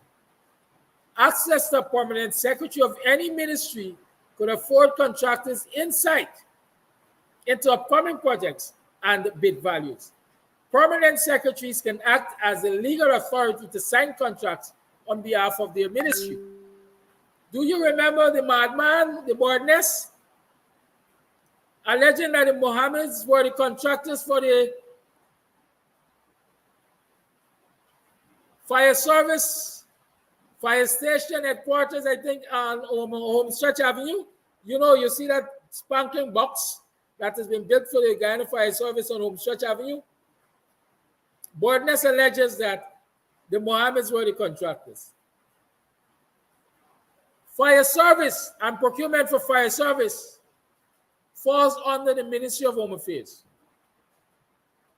And according to this report, May Thomas was the permanent secretary of the Ministry of Home Affairs. Draw your nexus. While permanent secretary to Guyana's Minister of Home Affairs, Thomas used her position to offer benefits to Mohammed's enterprise and Azradin. Among others, in exchange for cash payments and high-value gifts. Thomas misused her position to influence the award of official contract bids and the approval processes for weapons, permits, and passports on behalf of Mohammed's enterprise. Again, it is the Ministry of Home Affairs that gives permits to security services, arms and ammunition dealers, in terms of resellers of arms and ammunition, and stuff like that. All of those security matters come under the Ministry of Home Affairs. the Office of Foreign Assets Control, the U.S. Treasury, is saying that Mayor Thomas used her permission or position as permanent secretary to facilitate the approval of these things, weapons, permits, and passports, and so on behalf of Mohammed's enterprises. Right?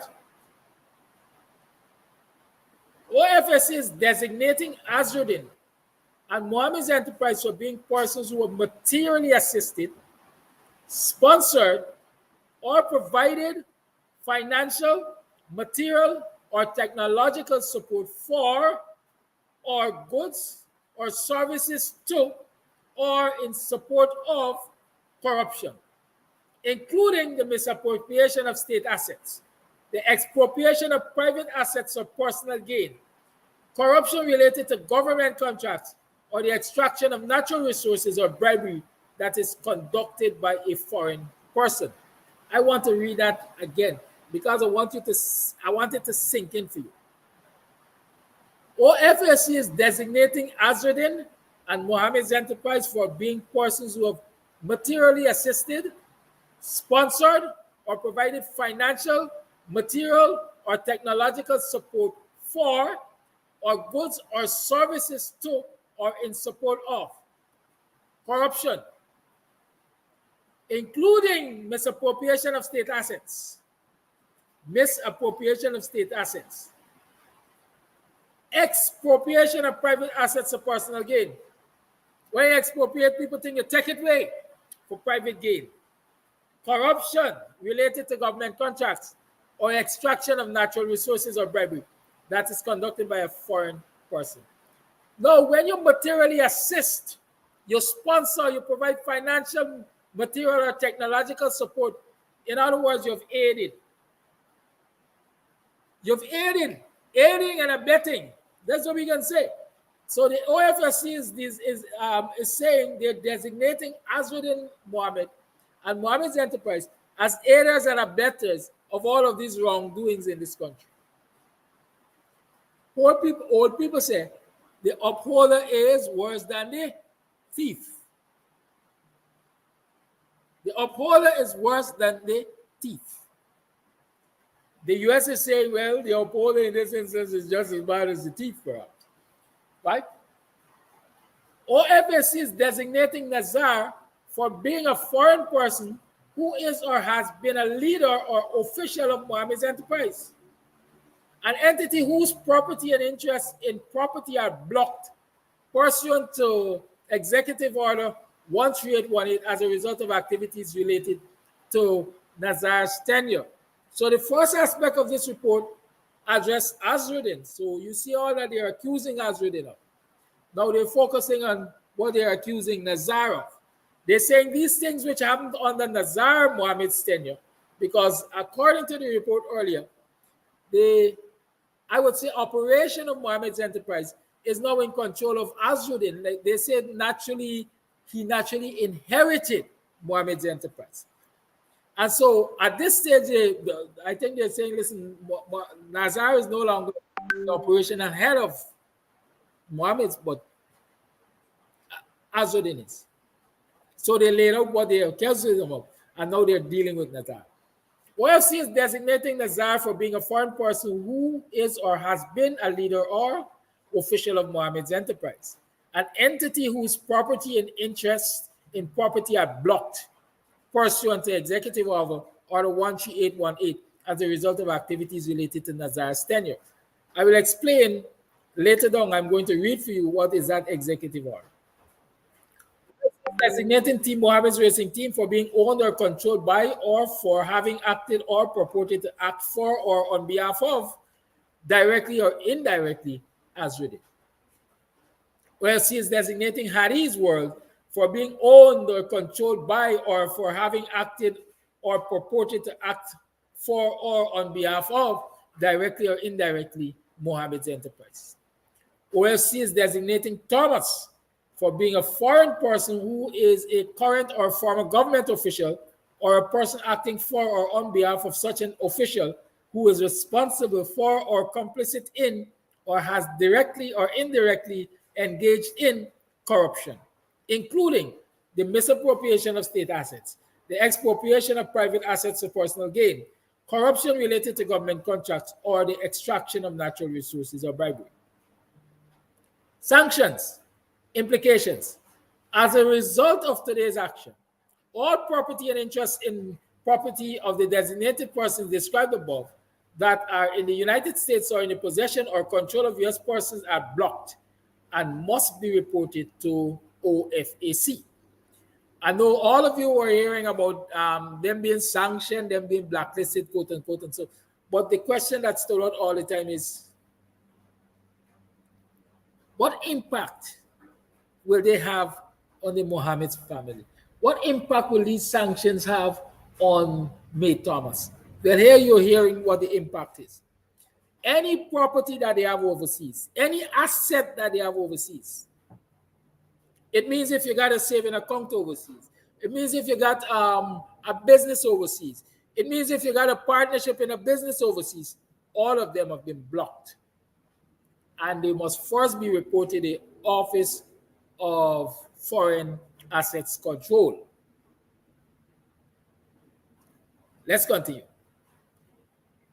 In addition, any entities that are owned directly or indirectly, in short, if you're partnering in anything, any entities that are owned directly or indirectly, in short, if anybody fronting anything for you, individually or in aggregate, 50% or more by one or more blocked persons are also blocked. So it's not these things that are directly owned by the Mohammeds and directly owned by May Thomas and so on that are impacted. But any business in which they have interest, especially if that interest is 50% or more, because more than 50% interest in any business says ownership of that business.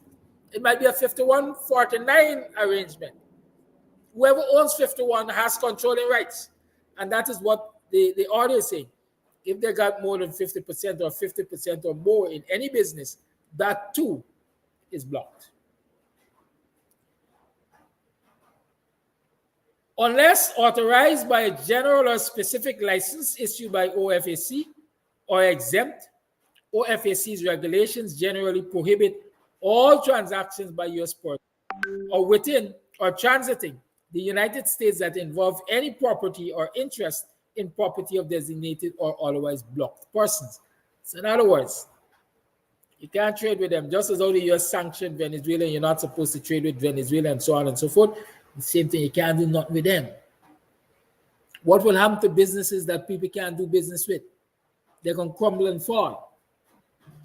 In addition, financial institutions like banks and so on, banks and credit unions and so on and so forth, financial institutions and other persons that engage in certain transactions or activities with the sanctioned entities and individuals may expose themselves to sanctions or be subject to an enforcement action. So any bank and financial institutions and so on that are dealing with the sanctioned people could themselves be sanctioned for dealing with the sanctioned people. Good? The prohibitions include the making of any contribution or provision of funds, goods or services by, to, or for the benefit of any designated person, or the receipt of any contribution or provision of funds, goods, or services from any such person. So in other words, if you give to them, you could be in problem. If you take from them, you could be in problem. Good. The power and integrity of OFAC sanctions derive not only from OFAC's ability to designate and add persons to the SDN list, but also from its willingness to remove persons from the SDN list consistent with the law. The ultimate goal of sanctions is not to punish, but to bring about a positive change in behavior. For information concerning the process for seeking removal from an OFAC list, including the SDN list, please refer to OFAC's frequently asked questions. Right? It's important that I share that piece with you because here they say, we don't only put you on a list.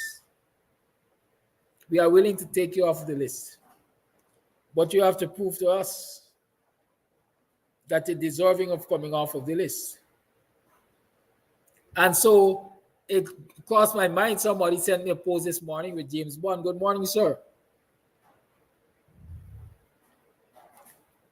In a photograph, it has written saying, friend for life, I think, lawyered up. When I read this and I remember that post, I'm thinking the Mohammeds are lawyering up because they intend to challenge this sanction by the U.S. Treasury Department Office of Foreign Assets Control. And naturally, if I'm accused of something, like they say, an accused has the right to face his or her accuser. And so naturally, nobody with that kind of wealth that is going to be tied up there will sit back, roll over, and die and just leave it. So I expect the Mohammeds to challenge the placement on this list. And maybe at some point in time, they will get off. Global Magnitsky. Building upon the Global Magnitsky Human Rights Accountability Act, Executive Order 13818 was issued on December 20th, 2017, in recognition that the prevalence of human rights abuse and corruption that have their source, in whole or in substantial part outside the United States, had reached such scope and gravity as to threaten the stability of international political and economic systems. Human rights abuse and corruption undermine the values that form an essential foundation of stable, secure, and functioning societies, having devastating impacts on individuals, weaken democratic institutions, degrade the rule of law, perpetuate violent conflicts, facilitate the activities of dangerous persons, and undermine economic markets. The United States seeks to impose tangible and significant consequences on those who commit serious human rights abuse or engage in corruption, as well as to protect the financial system of the United States from abuse by these same persons. So there is it. You have a total explanation of the sanctions, the impact of the sanctions, why the sanctions are being used, and what we hope to achieve through the sanctions. In short, this is a small step in encouraging good governance in Guyana. That's all I want to say. In short, these sanctions represent a small step in encouraging good governance in Guyana. And my belief, I'm saying again, my belief is because we know how widespread corruption and human rights abuse and misuse of state assets and so on is in this society. We know how widespread these things are. I'm expecting that we're likely to see more sanctions. As a matter of fact, a board has whispered that they got at least two senior government officials who are cabinet members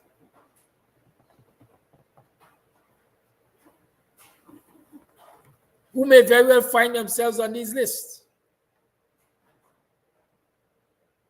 Good.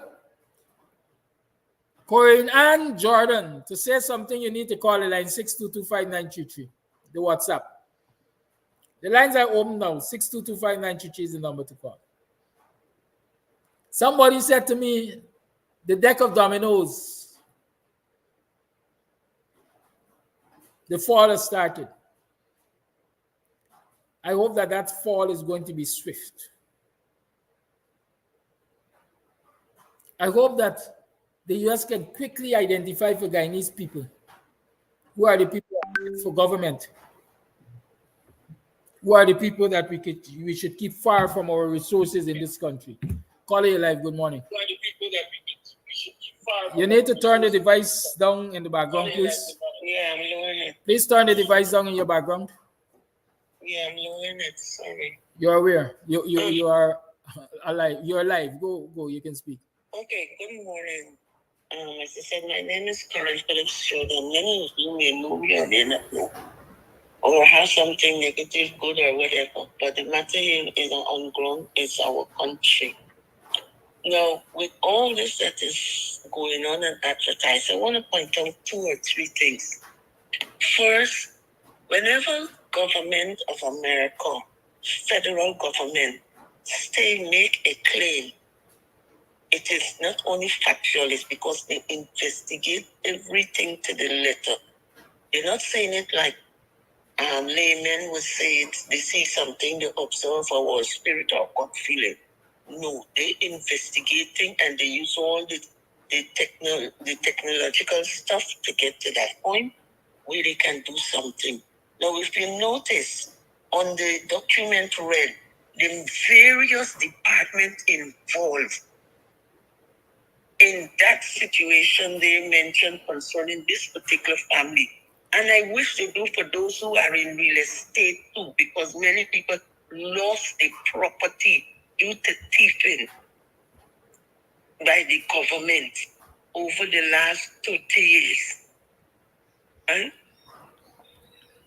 You notice the many bodies. Those bodies are sectors of people that have a certain amount of power. You notice in that statement they use international, global, and those terms, meaning that no matter how people go, where they go to, where they turn to, they come under global or international laws, and they cannot escape. Now, the other point I want to make is this. I am very careful with things concerning America. Not that I don't appreciate the work, I do. But whenever America enters a situation, they comes out and you still have problems. Meaning that whatever is done, you end up not only going to them, but you end up in the same situation we had before or even worse. And I'm not talking about this present government situation. I'm talking about how Lyndon Bob Sampson Bonner was fighting to change us and give us information that we neglect to adhere to, and thus we suffer this loss. Right? Now, my third point concerning all of this is that many of you, and I mean Guyanese on the whole, if you like me, I don't care. This is about our one people nation. Right? Many of you think that by joining certain organization, and you know what I'm talking about, and blah your mouth, you can fight these people. I will display a message, an interaction with God Himself, the PNC government, and these same people, even before they came into power, that was given in 1972. Right? I was part of that realm as a child, as an elect of God for this country. Interaction with God. And this thing was predestined, was what we call in Guyana premonition, which is known as prophecy, was given before. And Lyndon Bonham tell us, don't let these people involved. Based on that interaction, and they have allowed it because they say he was racial. Now you suffer because of those two things. One, disobedient, and those organizations, they don't thinking that you can fight them. These people have dedicated their minds after they interact with God Himself. In 1972, March 14th and 15th, I can give you entire details, and they can't question me. They have chosen this path, and there's no way you can fight them if you don't have God on yourself. Now, ask yourself, can you reveal the person you serving physically to fight this battle? That's all I want to say for now. In the name of God, think carefully, because all this matter you are doing can't fight that. In the name of Lord Jesus Christ, now pray. But this is according to Philip Jordan. Thank you. Thank you for your call. So what has happened locally since the sanctions were mentioned or revealed? The lines are still open there. May Thomas was sent on leave immediately. I understand there's a statement from the government saying they've taken note of that serious allegation, etc., and she has been sent on leave immediately. You mean since this government official's phone was seized by the U.S. Border Patrol or whatever they call them back then, the government of Ghana didn't take note? They didn't ask the US government for information as to why this person stuff was seized, government to government, a diplomatic note perhaps. And so you're saying they don't have enough information on which they could have dismissed her? Excuse me, what they did was transfer her from the Minister of Home Affairs to the other ministry. Call all the line. And please mute your microphone. Right? Transfer her. So they didn't have grounds for her dismissal? Or don't they want to dismiss her? Then let me say this to you. I don't believe they want to dismiss her because, like I said, it is alleged she is a senior PPP official near the treasurer of the PPP. Allegedly, I don't have the facts. It is alleged she is. I think I read it somewhere too. Good. So in my mind, what the PPP has simply done is move her out of the eyes of the public like they did with Darna. She hasn't lost anything, maybe except credibility. I'm sure she has awakened this morning, sure of where her next breakfast or tea breakfast and dinner will be coming from. Sure that her next car note will be paid. Sure of a lot of things. Right? So y'all don't be celebrating because she was sent on leave. Call your life. Good morning, Kadaki. Good morning. Kadaki, I just got up and I didn't really hear fully what you were saying. But I want to ask a question to you. So the US government sanctioned these 3 people. And you think only now these people they also been there? And what about those other people allegedly Jackio and all the rest of them? How come they're not involved in it? Because these are things what they've been doing. The U.S. government, I know for sure, know everything that is going on in Guyana. So they only choose, I want to know if they only choose these 3 people and why. And I believe that we should get up and go to the U.S. embassy and protest out there. Because taking on these 3 is not helping us in no way. The government know what is going on and all the abuse that we are going through. You can just take on these 3 people. We need you to take on the other bigger pie that is taking a foot and just taking it and stamp it dead in our face. Put pressure on me. Pressure bust pipe, as the man said. Kadaki, that's what I want to find out from you. Why only these 3 when the US government well aware and they know what is going on in this? They're well aware. They know all where the money going. And I want to ask, it is just because allegedly Jackio and his friends and his other friends and cousins and everybody else allowing them to take out our oil. The reason why they put no pressure on them, that's what I want to know. Because right now, we need to be the U.S. Embassy protesting and calling out the government of this country. The greatest country, we need to call them out. What they're doing is not right. We all know that. So those 3, the bit of pie is not the problem. Thank you, caller. Got it? All right. Yes. Well, I did address what the caller is asking me. I said it can't be the end of the list. I see H&L.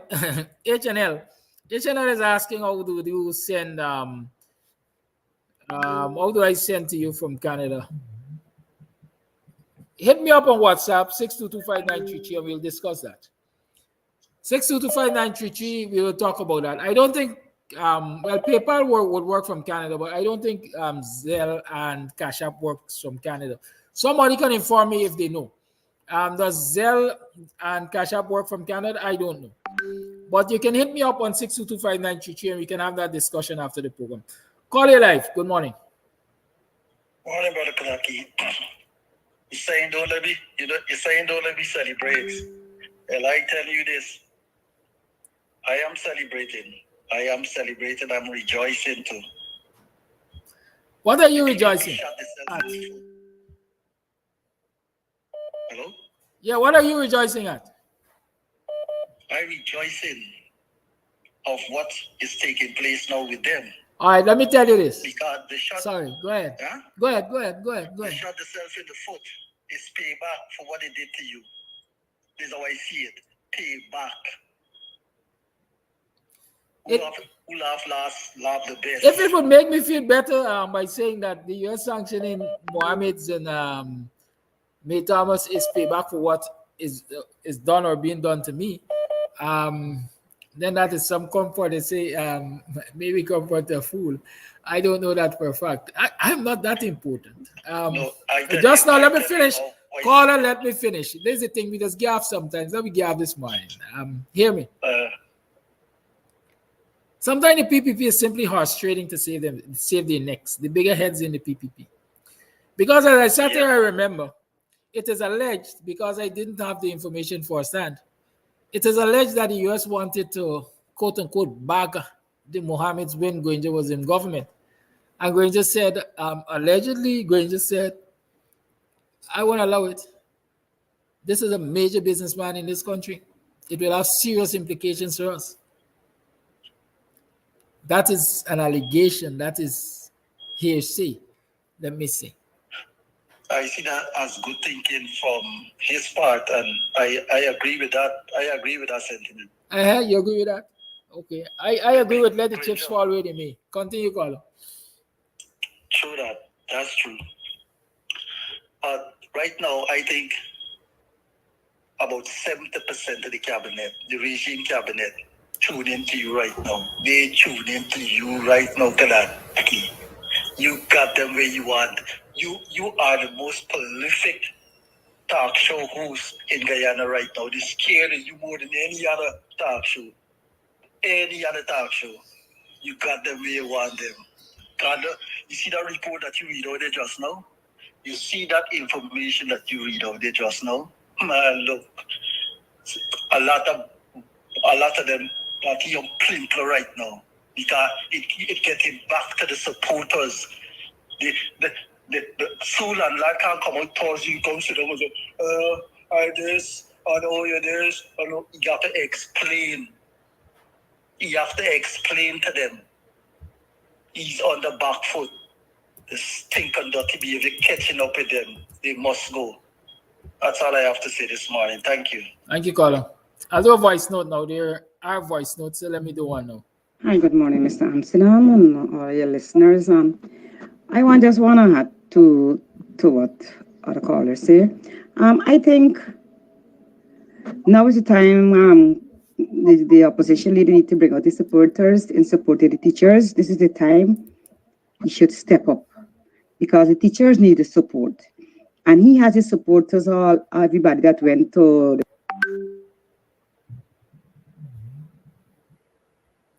Call all the line. We have a voice note we're completing. The Congress House or is going there.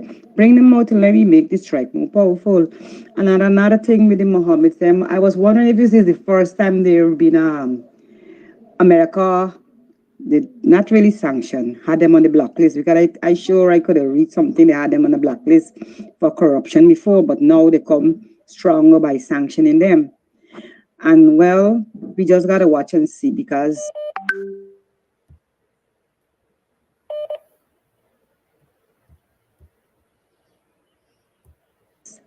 the Mohammeds, they are powerful people, and I know Jagdi or Alemin is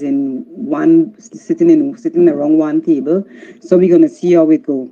However, as for James Bond, he got to study for the umbrella gonna take away because he always running around them with the umbrella over the head. So he got to study though. But in all, we as a Guyanese, we need to step up and do what we have to do. We gotta fight. We gotta fight to take our country from these people. And then another thing, I think the opposition leader, need to press for a new voters list. It seems to me like he only studying for be on the ground. But where is he for the? The Mohammeds, them, they are powerful people, and I know Jagdi or Alemin is in one sitting around one table. So we're gonna see how it go. However, as for James Bond, he got to study for the umbrella gonna take away because he always running around them with the umbrella over the head. So he got to study though. But in all, we as a Guyanese, we need to step up and do what we have to do. We gotta fight. We gotta fight to take our country from these people. And then another thing, I think the leader, the opposition leader, need to press for a new voters list. It seems to me like he only studying for be on the ground. But where is he for the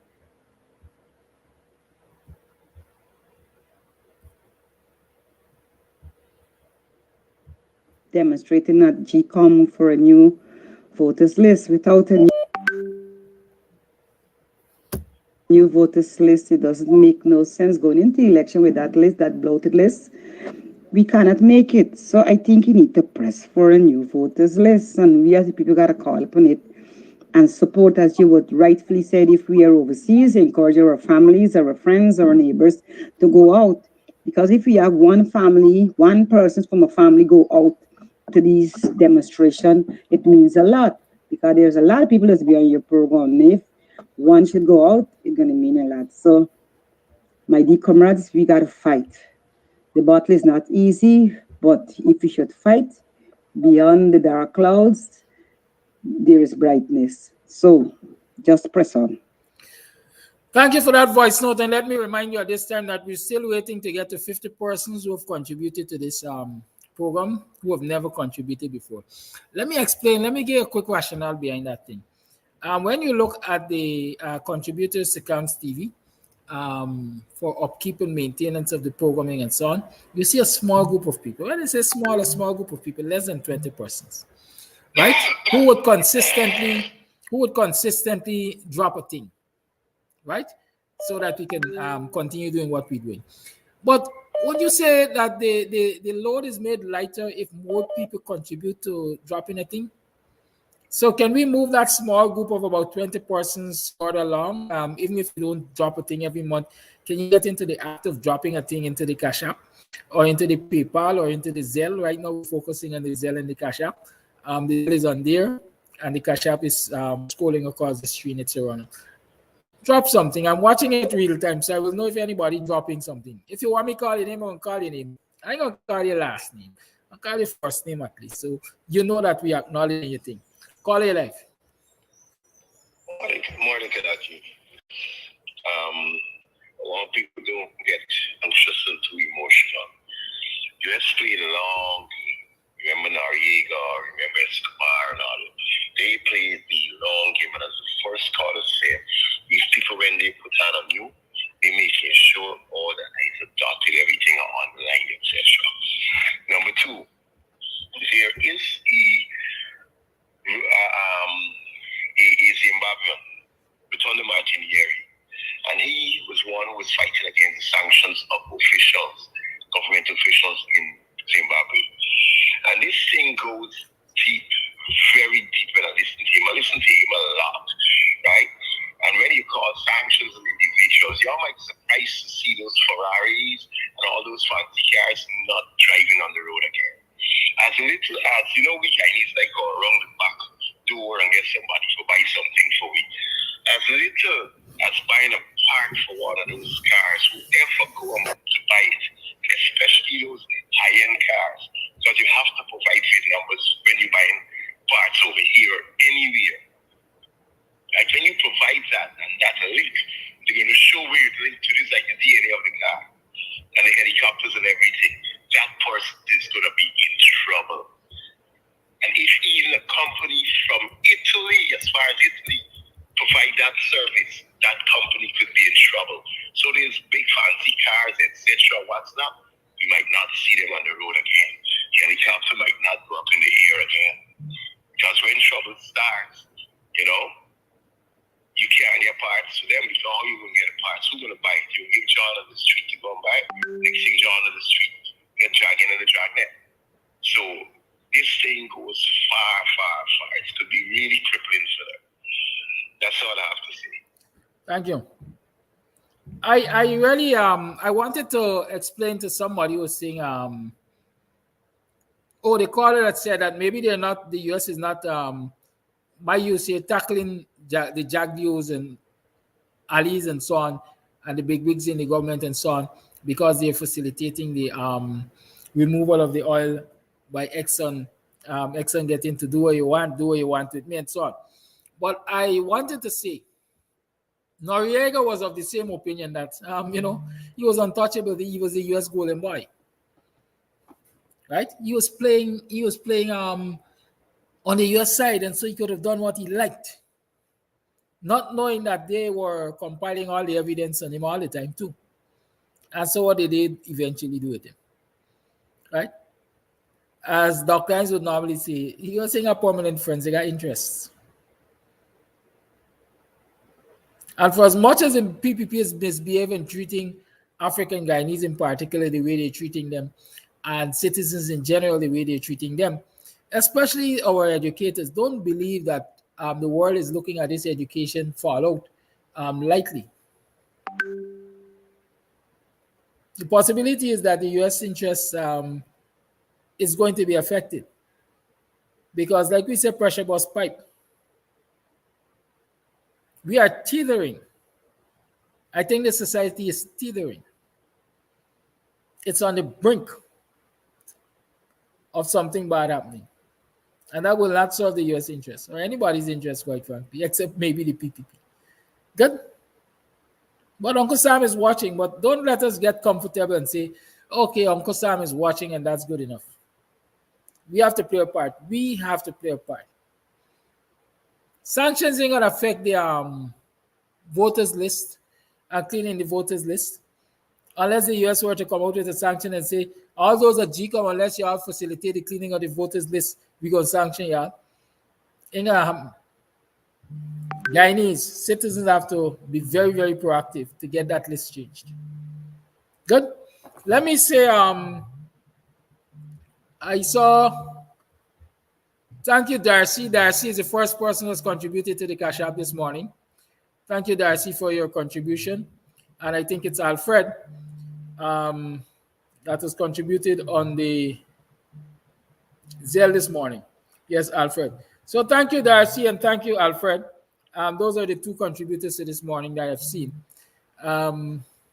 So with all of those people who are looking at the program, I know that you can do better than you're doing this morning. Please. I usually don't like to say that please and thanks something, but make your contributions. Lots of work we have to do beginning this week. Lots of work. Good. We don't have all the resources, all the facilities to do it. So you play your part. I think there's a call on the line. Caller, you there? Or did I disconnect this caller? Yeah, it appears though I disconnected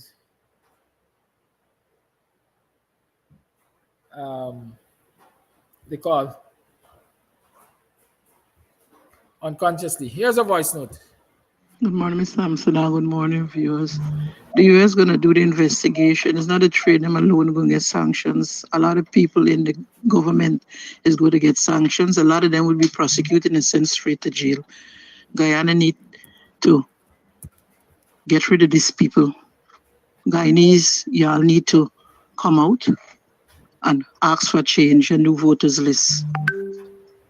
The PPP have to go. There's my take for today. Bye. Thank you for your call. Thank you for your voice note. The lines remain open. You're tuned to the Guyanese Morning Time. We're playing voice notes and we are also taking your calls. Let's play this one. A very blessed good morning to you, Mr. Kadaki. God bless you. Those are Caller, roll the line, please.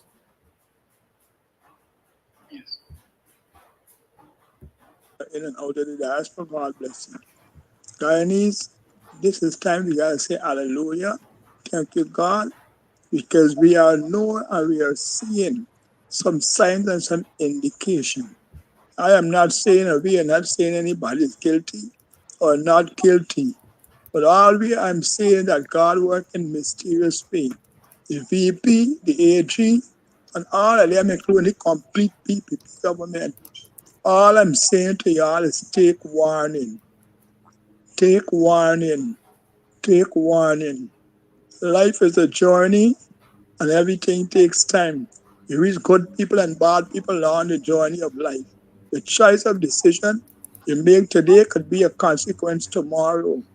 But when it comes and marginalize a race and marginalize people because of their complexion or because you think they shouldn't have a part in the nation, when it comes on exploitation and all these things, take warning. I'm speaking directly to the PPP government who is victimizing Guyanese, especially the young Guyanese and especially the teachers them who are on strike for a better wage, that they can have a good cost of living. They can live a proper life in Guyana where they're born and go.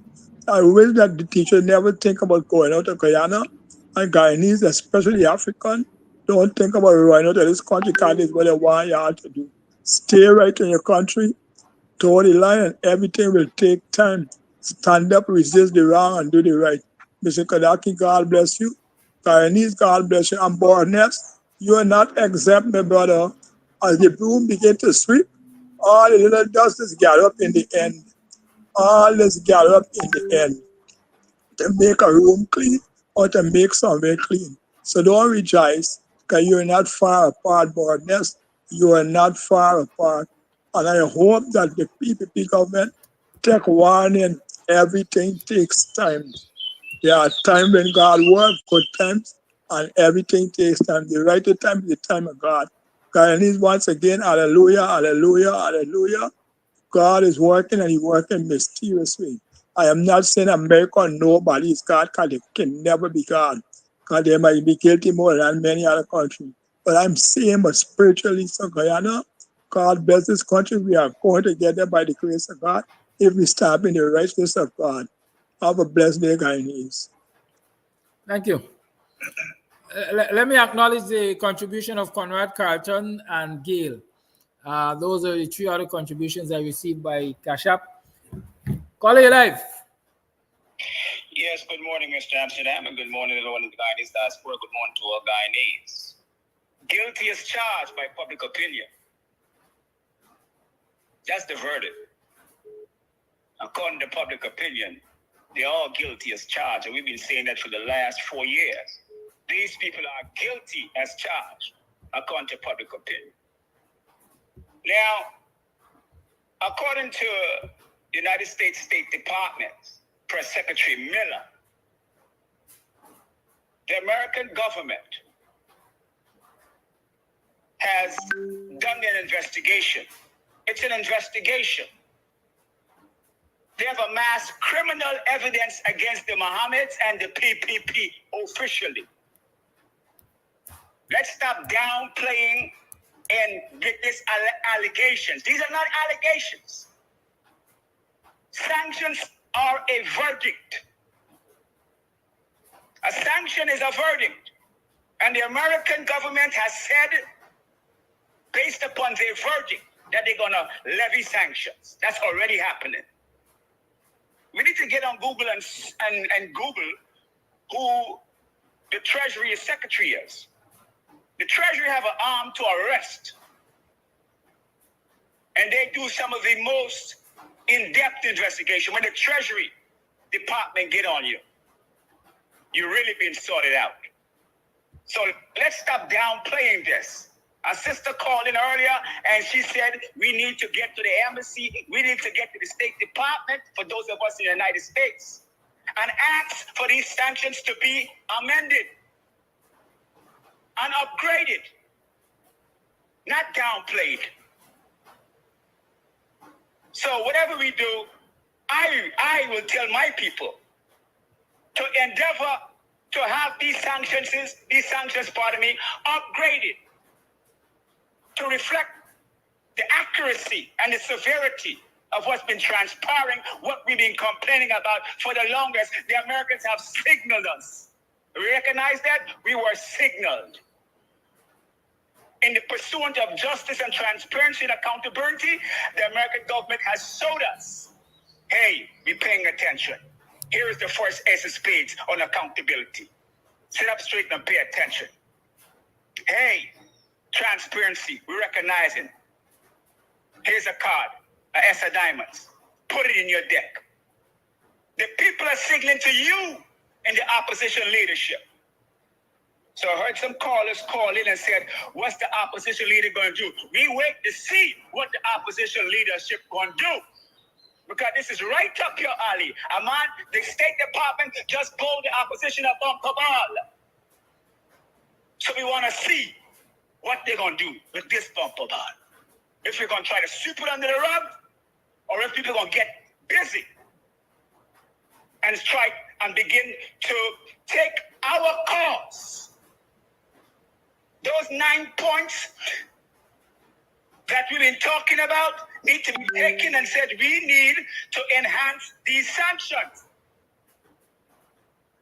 It's the State Department stretched out their hand for a handshake. And a handshake calls for two handshakes. One hand can't shake by itself. So the State Department stretched his hands out, and the opposition, not only the opposition, we ain't leaving this up to the opposition only. The same impetus that Rickford Board took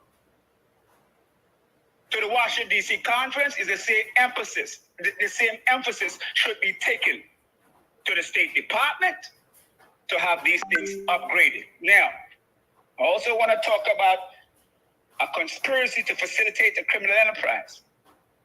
Corruption is a broad word. The Americans been on this corruption issue ever since 2013 with Ramatan, and he was ducking it.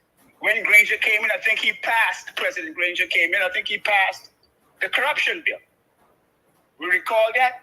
Jack Deere was ducking that bill for the longest time. You heard me talk about local government elections. That was one of the big things that Americans wanted, for the PPP to reinstate local government elections. Another huge thing on the Americans' agenda was the corruption bill. Oh yes, the corruption bill. And I think Granger brought in the DEA as well. So a lot of us can see Sarah Lynch was doing her homework. Now we realize Sarah Lynch was doing a lot of homework. But you see, a lot of people think they know these American people. They don't quite know them. What they're going to find out? Things already been seized. It's not a lightweight thing. Things already been seized. So we need to read it again and pay attention to the words that have been said from the State Department. Things already been seized. You saw the black guy there, the African-American guy, the bald-headed guy. I think it's the Undersecretary of the Treasury Department. Why do you think he's on Travis Chase's news? You think he's a lightweight? He is the police and the investigative arm that's about to seize stuff. So this is not a bluff. Stop waiting for a verdict. Sanctions are a verdict. Sanctions are a verdict. Money laundering. I keep harping. In the Vice News, the second video, the lady showed us the Chinese were laundering monies. And the Chinese man said, he knows he's breaking the law. So he is circumventing GRA codes, circumventing the money laundering laws. He admitted to that on the video. And then the money was being funneled or laundered quickly in a hurry overnight so they could get to Jack Deal. So Jack Deal is the receiving end of this money laundering scheme. I spoke about that a year ago. So when we talk about corruption, it's very broad. But it'll be a sad and an unfortunate event if we in Guyana, who've been asking for help to just take this like water off ducks back, we need to go back and listen to it and read it. Corruption got to do with paper shots. Corruption got to do with a lot of things that Boscom talked about. Corruption got to do with the Mohammeds being mentioned on phone conversations, according to CID. Corruption got to do with Barry Dataram, who just went to the United States the other day on drug charges. So a lot of people very uneasy. Thank you, caller. Last thing I want to say, Mr. Amsterdam, if you read Gordon Mosley's report, the last paragraph talks about the State Department says that they need to protect, they said they used the word our. We need to protect our financial security, which means that the United States sees this corruption as infiltrating and a threat to the United States. Do you understand that this is both in the United States and Guyana? So this is not lightweight. We need to go to the State Department from those of us living in America and make our proposal to have additional sanctions levied. We shall continue this some other day. Thank you. Thank you for taking the call. Thank you, Kingman and Grace Batson. Those are the two additional contributions I received. So for this morning, we have what 246 from WhatsApp. What am I saying? Cash App 246. Thank you. Keep it coming. Let me say this.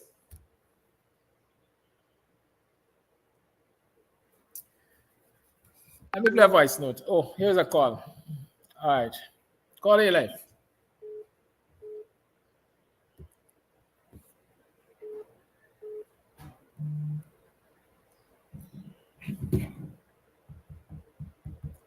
Miss those calls. I'm going to play voice notes. You have some voice notes. Let me play this one.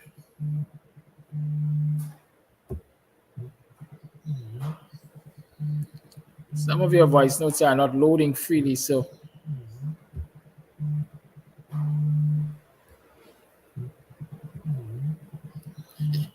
y'all permit me to play some voice notes. I'll take calls again just now.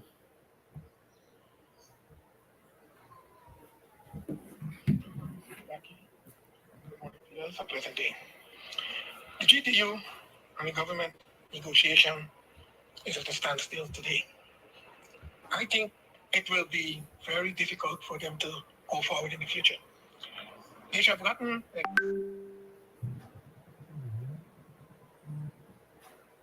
professional negotiators to negotiate this contract. What I observe is that not because you are a government minister or you're a GTU officer, you know how to negotiate a contract. Another thing I realize is that the GTU and the government are playing this out in the public. That should not have happened. Because once you come with a decision and you draw a line in the sand, you have to back off. The GTU should have gotten some other person to negotiate this contract. Another thing that I observe or realize is that it's very hard for you to back off from where you started. You started at 2019, now you dropped to 2022 or 2023, and the government is keeping their guns at 2024. So why are you going back to the table every day, every week, and the government is not budging, and you are slipping and slipping and slipping? So the government is holding you at ransom because the government knows the government. During the COVID epidemic, the government found a way for the students to be taught without going to school. So the government is using that. I don't know the situation, but just no school will be out for the August holiday. And what will happen if there's no contract at that time? So my observation is that the GTU need to probably go along with the 2024 to 2025. Remember that for the past 3 years, when Ali announced this across the board increase, the teachers benefit from it. So it's hard for them to go back now looking for another deal. And another thing you need to understand, when a multi-year proposal comes to an end, you need to negotiate the next year. You can wait five years to negotiate something happens in 2019. I know you have dropped down a bit of it, but that will be very difficult. And then meet you backing down. I saw the frustration on Dr. Light's face when he came from the last meeting. This battle should not be fought in the public. It should be like a sequestering of a jury. You go in the room and you battle it out. But once you come up with a proposal and you place it before the public, it's hard to back down. And the government is seeing this as a political move, so they're not budging. What other methods Dr. Light has in his arsenal? If there's not a countrywide strike, if the other union don't come out and back him, those teachers will fail. I can see it, I can feel it, I might be wrong. But just hope that you can get an agreement soon. Thank you, and have a blessed day. Thank you for that voice note. All the teachers' representatives have been listening.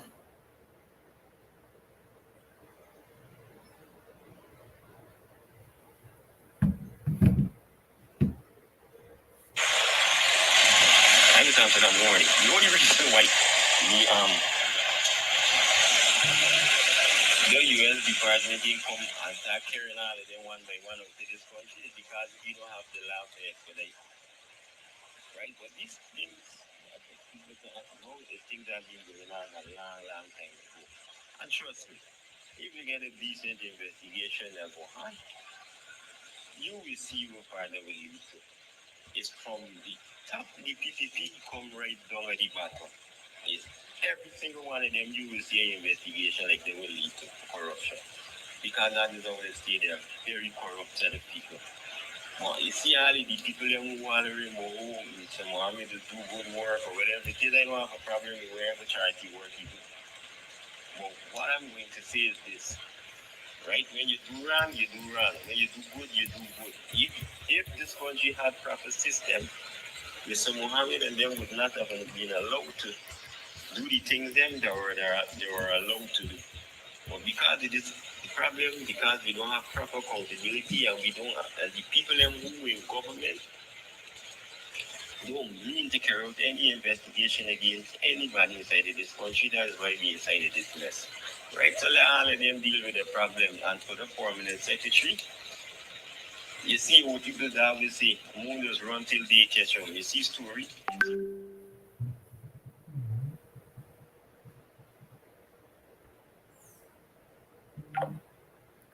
I answered the call and the call dropped. Okay, so again, thank you to Gwyneth, Reginald, Vibert, Mark, Melina, Orson, Cheryl, CRL for your zeal this morning.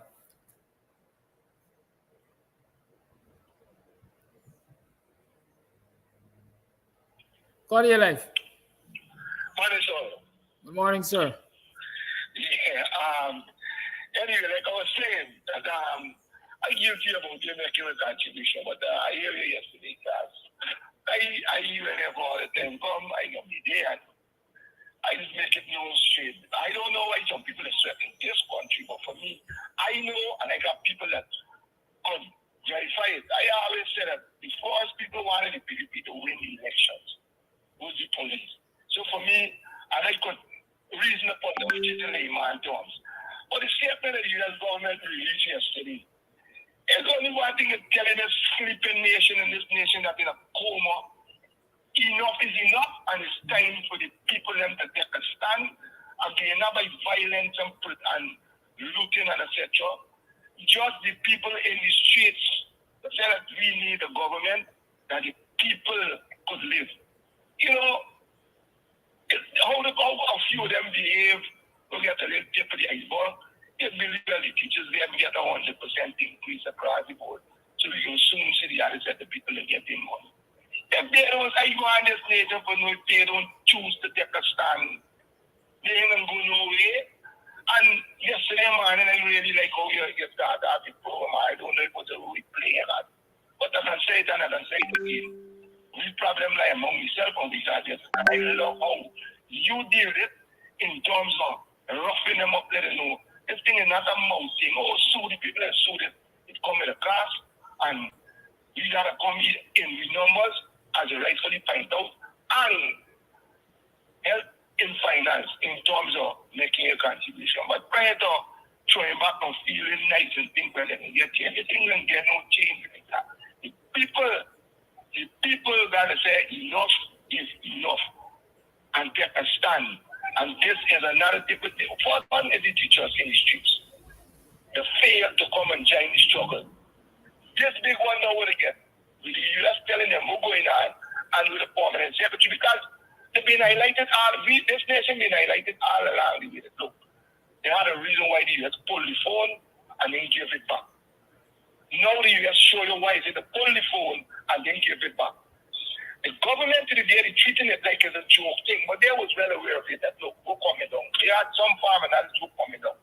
Instead of the mobilizing centralized now, and saying enough is enough, no, they're jumping and going like you tell you, US government are flying here, some great miracles are happening, that these people don't care nothing and behaving like if this is our reason street are running just about their business. It's based on like their business and they inherit it and it kind of belongs to them.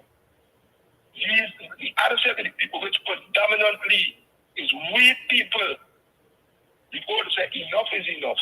And then we join the streets in the numbers and bring out it with a feeling nice like if God can come from the sky and some angels can come from the sky and make it feel nice. It ain't no work. Good morning, sir. Thank you for your call. Okay. Somebody has asked that I put up the MMG. The MMG is to those of us who are in Ghana and would like to contribute. MMG 6225933. It's the same number you call every day to comment. 6225933 is the MMG, so you can just do a deposit, an MMG deposit to that number to contribute to the upkeep. Yes, you know, programs like this, I like to, they can go on and on and on and on because there are so many angles that we have to talk about these things from. There's so many angles that we have to have these discourses from. I have taken a call just now. Oh, I know where I'm going. Call your life. Morning. There's no much. Anyway, man, this thing is simple. This thing is so simple.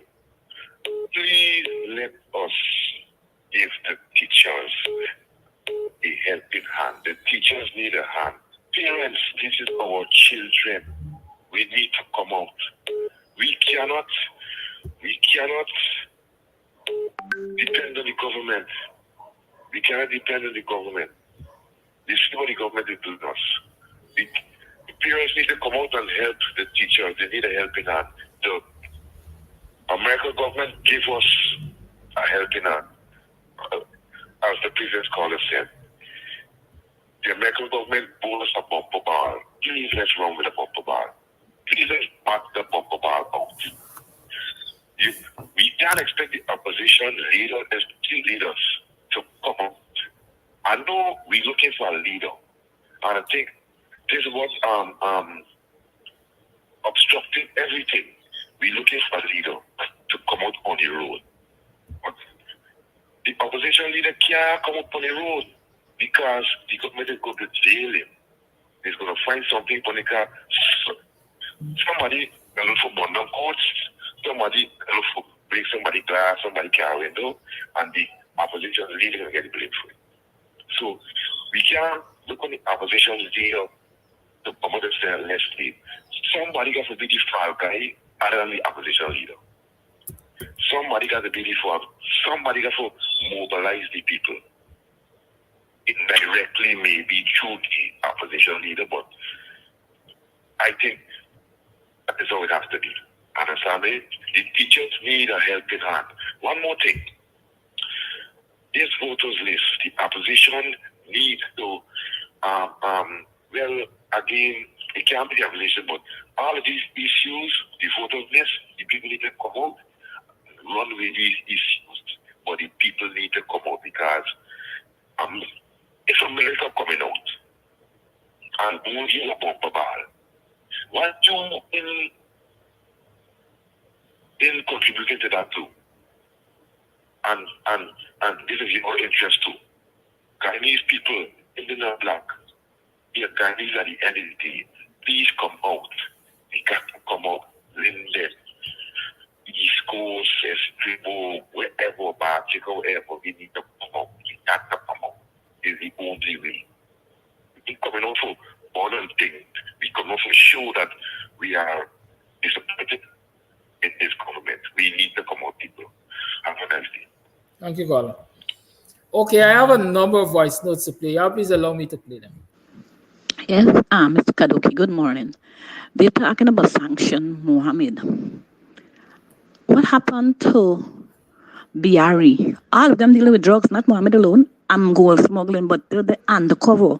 Some people at GGMC need to be investigated and summons too because they're selling.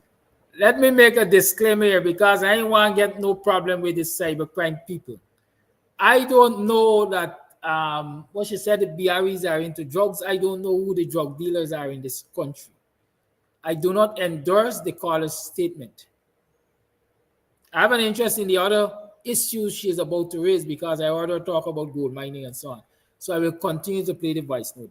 But I do not endorse anything about who shipping drugs. I know none but drugs, not even pharmaceuticals. And these people, the gold, these people buy back the gold from GGMC and sell it to get a bigger price. What happened to Raja Khan? From the man that owned the hotel next to courts, something tower. This caller look like she want to put me in problems this morning. I'm going to discontinue this voice note. I got too much. I got enough on my plate to deal with you. I want a dead. What's wrong with you? I mean, I try to facilitate you people speaking your mind. You people share what information you have. But be careful, please. I beg you, for me sake. Even if it's not for y'all sake, because in most cases they don't find y'all. It's me that is looking for. Right? And Anton Smith, big up yourself, Smithy. Anton Smith said to remind you that tomorrow is karaoke night at Club Twilight. Yes, please come down and support the karaoke night at Club Twilight. So we can have a good relaxing time. We can't always be on politics and the stresses of this society. Right? So come down and support the thing. Let me look for the other voice notes to play. Let me also inform you. You heard all the time that I'm reading the report from the Office of Foreign Assets Control, the U.S. Treasury Department there, and they're talking about government officials. Don't think government officials are only the likes of May Thomas and so on. When they talk government officials, they're talking from top to bottom, right? They're talking ministers, senior ministers and junior ministers, cabinet members, and so on. All of them are they're categorized as the one thing government officials, right? So let's listen. Good morning, Mr. Amsterdam. Now, me who the US sanction is the same one that are sent out on the world stage, say she representing black people, and there is no racism in Guyana, and there is no corruption in Guyana, and there is equity and all of these things. It's the same one that are sent out, and she will argue on the world stage, oh, there is no discrimination in distribution of wealth and contract, etc. Well, moon does run till they catch him. Is she the same one who had fired the girl from Moko after they bulldozed down the girl house, and the girl come on national TV and talk how she disappointed that they mash up her thing in she house? Is she fired the girl? Now look, them send she home. And the thing is, Mr. Amsterdam, you see how the allegation come up and they send her home, It's the same allegation that come up against Jagdio, and they never send him home. Jagdio still passing the order. Now, I want to know if Ikins and them gonna go in, say, I want to know if Ikins and them gonna go investigate the Mohammeds and me and leave Jagdio, because it's the same level of corruption. It is to here again, we're gonna see that the law in Guyana is for certain people. Because if the police of Guyana gonna go and investigate those three, what about investigating Jagdio? So what are we gonna see? And Mr. Amsterdam, watch out, Jagdio coming with some distraction to get our mind out for this, but we big and we are foolish. So Jagdio, you could plan and plan all you want plan with the destructive politics. We're waiting for you. I was expecting you to do it from yesterday, but let me watch and see how you're gonna do this week with the distraction politics. Now, this report highlights so many corruption in different sectors with the government. So what make we think that Jagdio them interested in new voters list or free and fair election is the same level of corruption that going on in different sectors in the government, is so they want to put it in the election so that they could rig the election and go in. Now is day of biometric, and we need biometric in order to vote. Now, and the PPP government, they say they send home the girl. Them acting like if they didn't know what going on all the time. It's not new to them. Them nobody corruption and all. They only pretending like if they may know. There is nothing that come out in that report that the government of Guyana don't already know about. Everything in there they know plus more. So they only try to pretend I don't know who they think they're fooling. Must be themselves, not we the Guyanese people. Must be the international community, because we on the ground we know exactly what's going on. Yeah, I see some of y'all are in. Call it, tell me what you know. It sounds like you know something. Y'all try call person. Listen, wait, man. Y'all ain't got no love for me. Y'all ain't got no love for me. Let me tell you something. Everybody gonna run to the court on these issues, Everybody gonna get a friend to dog whistle and get police to charge me and say, Some people gonna do what they Chatri had threatened Kaicho to do, or pick up something and walk in there and all of you go dead. Right? Y'all don't put me in that spot, please. If I'm going to lose my life, let me lose it because of a choice I made. Yes, I'm still playing voice notes. You're tuned to the Guyanese morning time. Let's talk. Morning, Mr. Kadaki. You see the one with the rejoicing? Boredness or whatever y'all is called, he ain't calling no name. But he rejoicing, he should be ashamed for rejoice. Because he's one who used to spend the people money, the Mohammed's money, and he went on the pay list, still he ended up robbing them. And I see a thing yesterday with he rejoicing and reading it over and over and going on. He should shame. I know my grandmother used to always say, sorry for Magadog and he's turn around and bite you. And that's what he doing now. He turn coming totally don't rejoice. Because them billions of dollar contract we he get there, he not a cent. So he can go tell them soon to we get all them money from for do all them thing though. It's gonna be a big uproar in this country. So all rejoicing, the better stop rejoice. Because what sweet a goat mouth is bitter yes. You know, when I was growing up and we were referring to marriages, I heard people talk about you tying a knot with your tongue that you can't loose with your teeth. Right? You tying a knot with your tongue that you can't loose with your teeth. So a lot of people might have considered themselves that they jumped off of that bandwagon to save themselves, would soon come to find out that in fact, the fact that they got onto that bandwagon, they have already muddied up themselves. They already get mud. They've been to crab dance, so they get mud already, right? And so it's not easy to just abandon ship. Captain, the ship is sinking, right? You can't just abandon ship. You've already been tied up on the vessel. You already got mud or whatever it was carrying. You're already tainted. So the US and whoever is looking definitely will continue to have an eye on you. So, like your caller said, don't pull yourself in a car and tell yourself you're going to rejoice and that's the end of it. It didn't end yet, right? It has not ended. So y'all keep an eye out for that situation. It's 30 minutes past the 9 o'clock hour. I have to go. I would like to go. I know you would like to sit here all morning and let's talk about how the ship is sinking. But you know what? Michelle, thank you. I see you. The reality is there's some voice notes I really want to play. I want to play them sometimes for simple reasons. Y'all don't understand my mind, how it works.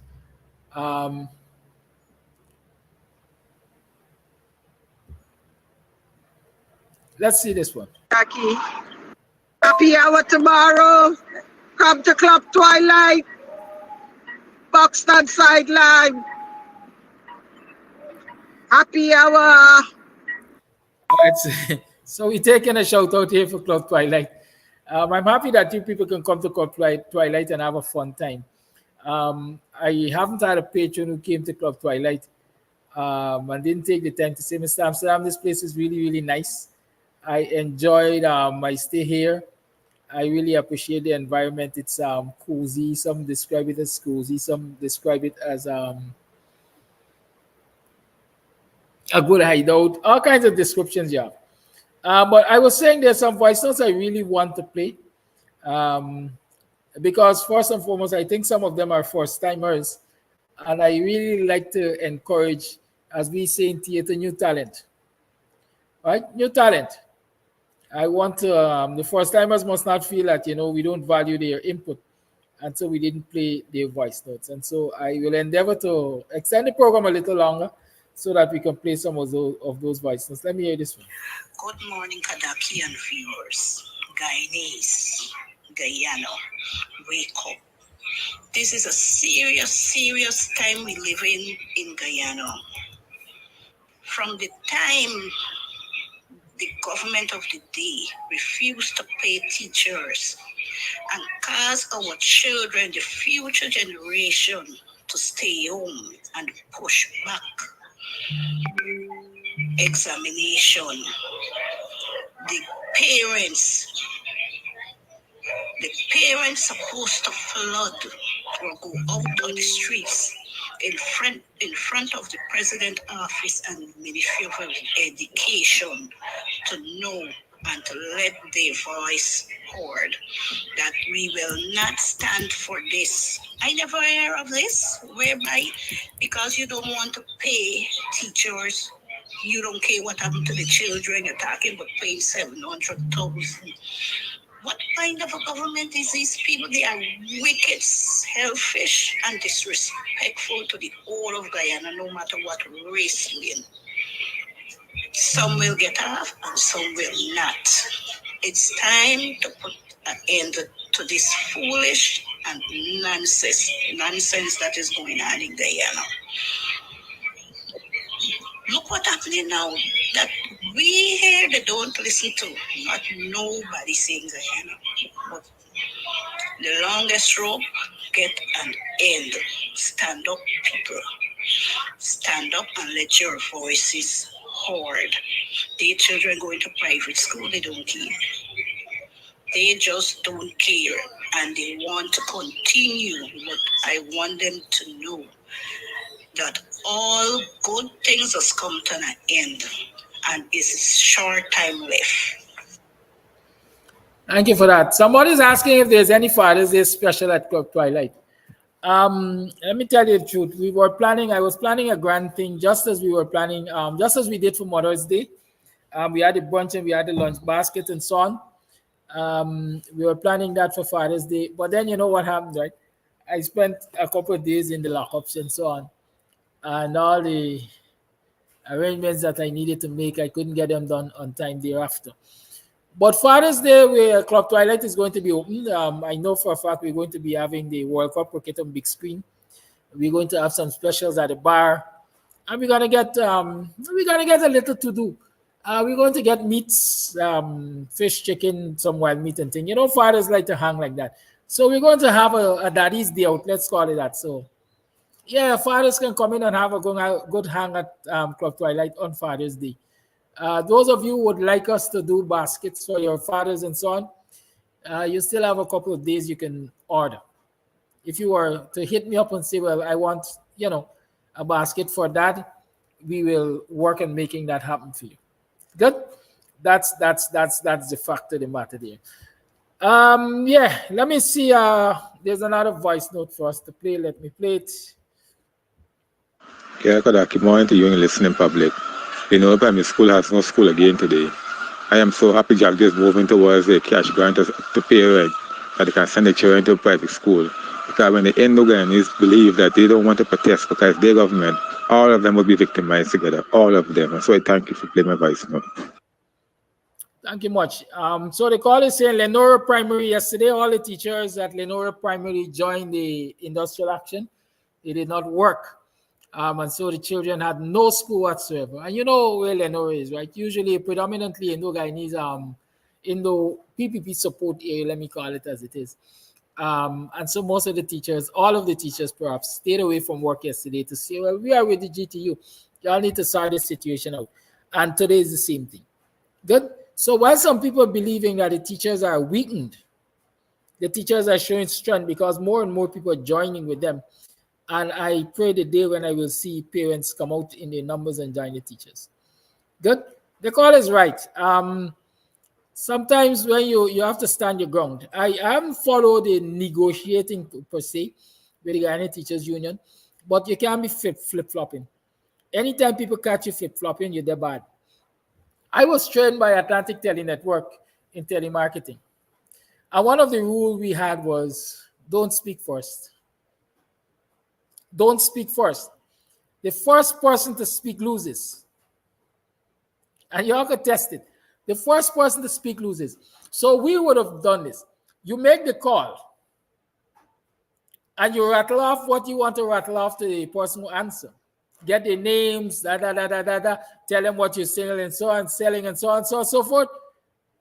Leave a question perhaps, and you wait. You wait. You wait. Patience is a virtue. You wait. And you wait, as I would say, you wait for the kill. Because the first person who speaks loses. Because that person always presents an opportunity that can be countered.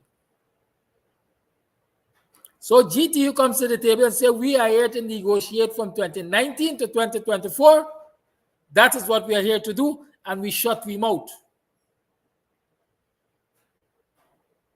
Somebody got to talk. We don't say what we about. And all we're supposed to be doing is repeating, we are here to negotiate from 2019 to 2024.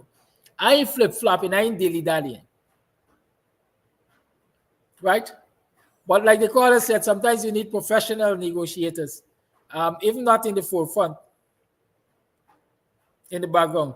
People have to sit at the back and craft a strategy to deal with the opponent and to deal with them in a hardcore way. Let me call it that. Right? Voice note. Good morning, Kidaki. Good morning, viewers. Now, with all that would have transpired over the last 24 hours pertaining to the Mohammed's being sanctioned and that government official, Kidaki, I believe that the tentacles of corruption spread far and wide in this government. And I am saying that just like how that one person from the government is being sanctioned, I believe there are others there that will be required to have sanction as well too.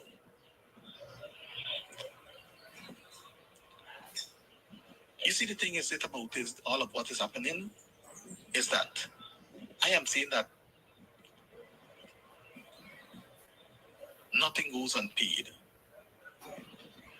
And that one day, if you cheat the system, if you are corrupt officials, you definitely come under the spotlight. Kedaki, I'm saying that it's a pity that the big BJ, as we know him, as we just sometimes entitle refer to him as, it's a pity that he has not yet been sanctioned. Because I believe that he's a big player in all of this. And so I am waiting for the day when he will be sanctioned, because he is a part of all of this. And I believe that he knows all of what is going on. And I am praying for the day that when he will be sanctioned, because he would have caused a lot of tears to fall off of people's face. He would have made a lot of people uncomfortable. He still is making people uncomfortable today. Imagine he's making the teachers uncomfortable, and you believe that he will just sit there in his quiet corner and not receive what's coming to him. BJ has to be sanctioned too. It's just a matter of time. It's just a matter of time. Like I would normally say, I like this proverbial kind of language that is used by the old people. The longest rope has an end. And every day bucket go well, one day bottom go drop out. Or they even would say sometimes moon just run till they catch them. It's just a matter of time, Kidaki. Let's stay positive. Let's stay hopeful. Injustice cannot be the order of the day every day for the rest of our lives. These men would have to pay for the crimes, the corruption they institute in Guyana, and all the likes of that. They have to pay. If they don't pay, their generation will pay. Imagine the father started the corruption for the T. Mohammeds, allegedly. And the son now is involved, is dragged into it. Because he, by virtue of his father, now become a recipient of all of that. Benefiting from all of that. So definitely you are involved as well too. So let's wait, let's stay put. Let's look and see how this is going to move from here on. Let's see how many more will get dragged into the net of sanction, because unless something happens, Guyana will not be able to breed the kind of breath they are looking for to breed. And with these significant corrupt players within the seat of government, then Guyana will continue to lose the respect of other countries, and the citizens are going to continue to be swept away with corruption. So this has to take effect now. let's continue to stay positive. Let's continue to pray that God intervene on all of this and bring an end to all of what is happening here. Thank you for listening, Kanaki. Thank you for your call, your voice note. And let me say, those people are asking where Club Twilight is. Club Twilight is the sideline now in Buxton. It's if you're coming from Georgetown, it's on your left-hand side there. And once you pass the Annandale Market Road, is the next four corner. It's the new concrete road. You will see up in the air, there's that buffer tank. Guy has some big blue and white water tank in the air. You see that tank, that's a landmark. But if you're looking ahead, you will see Buxton. You'll see the sign says, welcome to Buxton. Don't pass the sign. Turn the road immediately at the welcome to Buxton sign. And you're turning towards the seawall sign, right? So if you're coming from Georgetown, you're making a left at the welcome to Buxton sign or entering Buxton sign. And you come all the way up. Usually a box canter marked chef is on the bridge, so you're likely to see that. Or there's a light on the fence running saying Club Twilight and EC Rentals and so on. Good. If you're coming from the East Coast, obviously you'll make a right. But the sign you are going to see is Annandale. Welcome to Annandale, or leaving Buxton, entering Annandale. That's the sign you'll see. The blue and white water tank will still be there. It's going to be on your right-hand side. So you make a right straight into that road and you do the same thing. Good. See you for karaoke tomorrow night. It's going to be nice. Y'all come, you might get to rub shoulders with a big-time politician. A politician I want to see all the time to talk to in person. The possibility is you'll get that opportunity tomorrow night. I'm not sure. I'm just thinking that it might happen. I'm feeling it in my body, I remember in the days of youth, they say when you got to the Obiman used to close the eye and go, I'm feeling it in my body, right? But y'all stay safe. There are lots of other things to discuss about this country. But I want to leave you with this thought. If according to that report, once you've been in business, once you've been tainted by doing business with the Mohammeds, then you're tainted. Is it true that the Mohammeds, well, I don't even know, I can't say it's true.